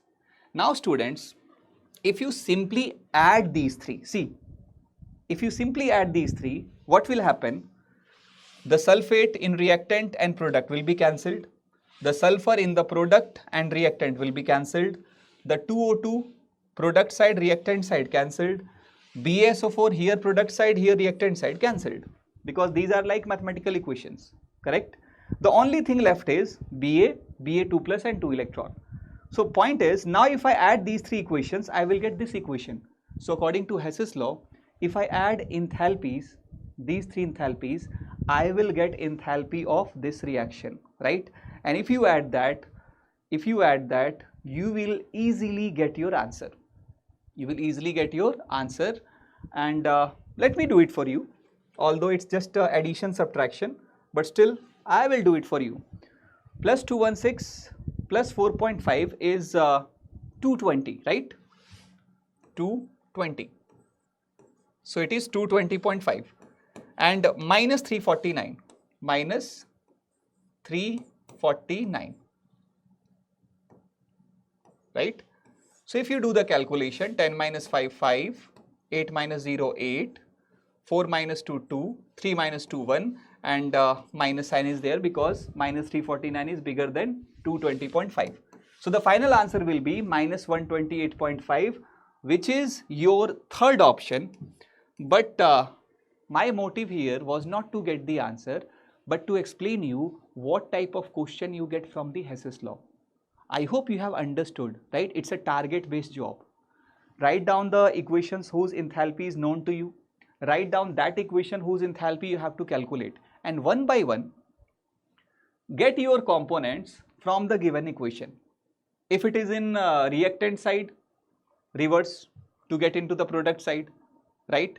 If the coefficients are not matching, you can multiply with certain integers like 1, 2, 3, 4, correct? So here answer is definitely C, and this question is a very recent question. We got this from Hess Law in NEET 2025 examination, right? Now let's move ahead. Let's see few more questions from the thermochemistry part. Can you do it by your own, all of you? Pause this, do it, because it's a very easy question. Consider the following reaction whose delta H is given. What is the enthalpy change for decomposition of 1 mole of water? See, this is a question of thermochemistry, no doubt in that. But see, it's not based on calculation of delta H. It is based on just one point, that enthalpy is a extensive property. Enthalpy depends on amount. So even from that point, you get questions in the examination. In this question, if you notice carefully, that in this reaction, in this balanced reaction, we are getting 2 moles of water. So for 2 moles of water, the delta H is minus 483.64, right? And we have to calculate for 1 mole. Now because enthalpy is extensive, right, it depends on amount. So for 2 mole water formation, the enthalpy is minus 483.64. So for 1 mole, it will not be constant, right? It will be half of it. You can use a unitary method here. For 2 mole this, so for 1 mole, minus 483.64 divided by 2, it will come out minus 2 2s are 4, 2 4s are 2 1s are 2 8s are. So roughly minus 241.8, right? Of course, they are asking just the magnitude part, so it will be 241.82. But point is, this question has no concept other than one point, that enthalpy is extensive. So for 2 mole it is this, so for 1 mole it will be half, right? So in this case answer is B, and this point we got in the NEET 2023 examination. So even from the dependency of enthalpy on amount, we get question in the examination. Let's move ahead. Now we have a question again from the thermochemistry where you have to do the calculation of enthalpy from bond enthalpy, right? And from bond enthalpy, I have told you how to do the calculation. Bond enthalpy of all the reactants minus bond enthalpy of all the products, right? So let's do it. Let's do it. Question is the bond dissociation enthalpy of X2, Y2, XY. X2, Y2 and XY, right, are in the ratio 1:0.5:x, right? So let's assume that for X2 bond, the bond enthalpy is X. So in ratio, if it is X, it will be X by 2 for Y2 and it will be X for XY, right, in terms of X. Now it's not ratio because I have taken value in terms of X. X is unknown here. So for X2 bond enthalpy is X, for Y2 bond enthalpy is X by 2, and for XY the bond enthalpy is X again. Now the delta H for the formation of XY is minus 200 kilojoule. So for the formation of XY they have given the delta H. We can write down the equation of formation of XY, right?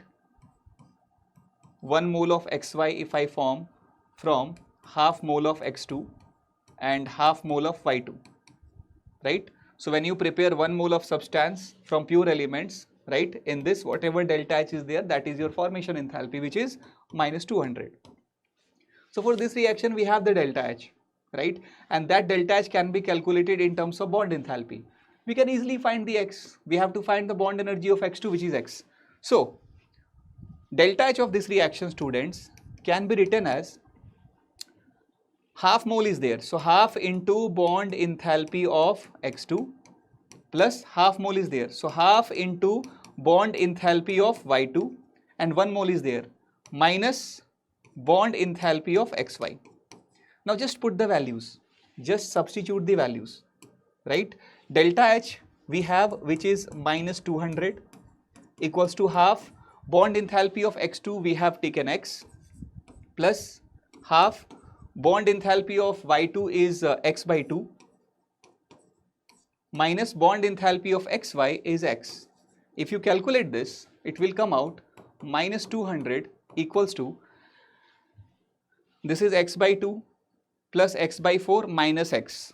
So x by 2 plus x by 4 minus x. Take LCM, minus 200 equals to 2, 4 LCM is 4. So 2 2s are 2x plus x minus 4x. Now, minus 200 equals to 2x plus x, 3x. 3x minus 4x is minus x.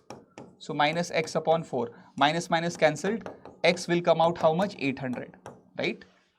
So x is what? X is the bond enthalpy of x2, and that's what we have to calculate, right? So bond enthalpy of x2 will be A, that is 800. But I hope you have understood now that what type of questions you will be getting from the calculation of delta H from bond enthalpy. Okay, in this question, they gave you the delta H and you had to calculate the bond enthalpy. Sometimes it will be reverse. They will give you the bond enthalpy and you will have to find the delta H from the bond enthalpy data, right? And in the same way, you also get questions from the formation enthalpy, right? Where I said formation enthalpy of product minus formation enthalpy of reactant. So in this case, of course, the answer is A, and this question we got in the NEET 2018 examination. Now, let's see the next one. Pause the video, do it by your own. Yeah, this question you should do by your own, right? Later on, just confirm the answer now. So, the heat of combination of carbon to CO2. So, first write down the equation. The heat of combination of carbon with O2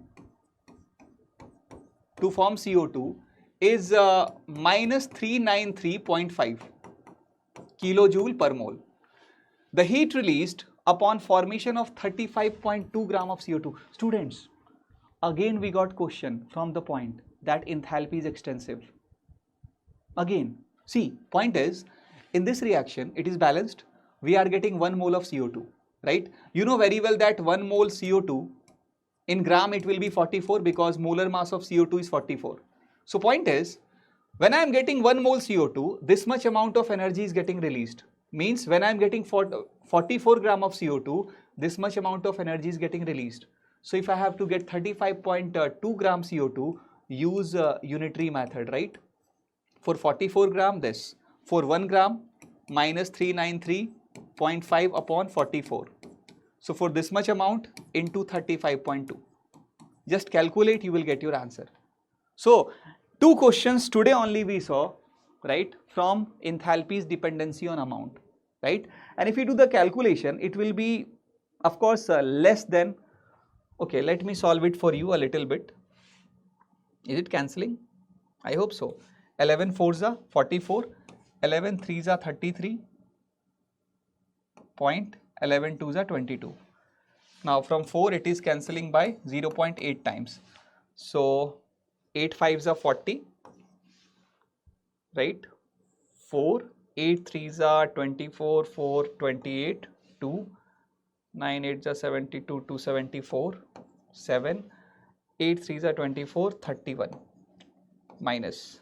So it is coming 314.8 roughly, not roughly, exactly 314.8. So nearly it will be 315, and it is minus, right?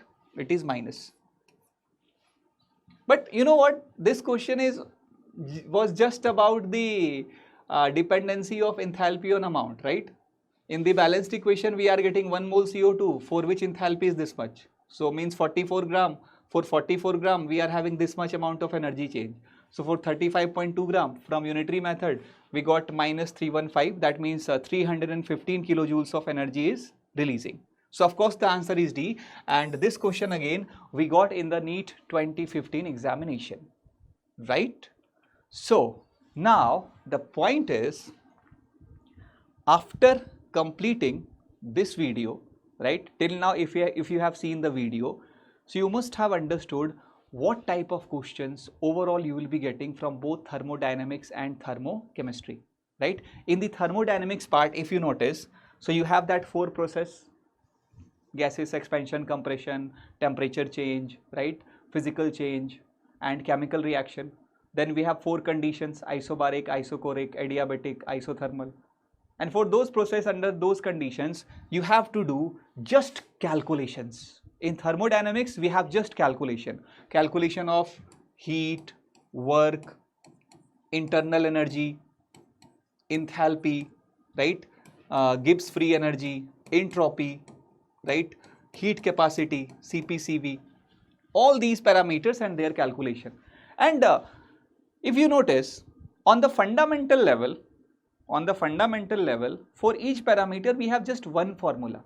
Of course, we have derived different formulas also, but if you remember at least one formula for each parameter, you are done, right? For Cv, delta U upon n delta T. For Cp, delta H upon n delta T. For delta S, Q by T. Later on, according to condition, you can derive other formulas. Delta G, delta H minus T delta S. Delta H, right? In terms of delta U, you know that delta H is delta U plus delta PV. Delta U, first law, Q plus W. Work, reversible isothermal minus 2.303 nRT log V2 by V1, irreversible minus P delta V, right? And for delta G, we have a connection with chemical equilibrium, right? Which was delta G naught equals to minus RT of ln Kc. This formula is also very, very important. So in thermodynamics part, you have a calculation of parameters for different processes under different condition. And in thermochemistry part, if you notice, you have to do the calculation of delta H either using Hess's law or using bond enthalpy or using formation enthalpy. And sometimes we do get question from the point that enthalpy is extensive property. So for this amount, delta H is given, and for some given amount, you have to find the delta H, right? So if you have completed this session thoroughly, if you have learned, if you have noted down each and every formula, right? Believe me, after this, the only task left for you is practice, right? Do more and more questions from thermodynamics, because in thermodynamics, right, after understanding concept, it's very important to solve questions, right, based on those concepts, right? So you have your DPPs from the description. You can get the DPPs on the PW app also. You can get those DPPs, right? You can practice. So thank you so much. Keep preparing, keep rocking, right? Perform well in the NEET examination. And now we will meet in the next one-shot video. Thank you so much. Bye-bye.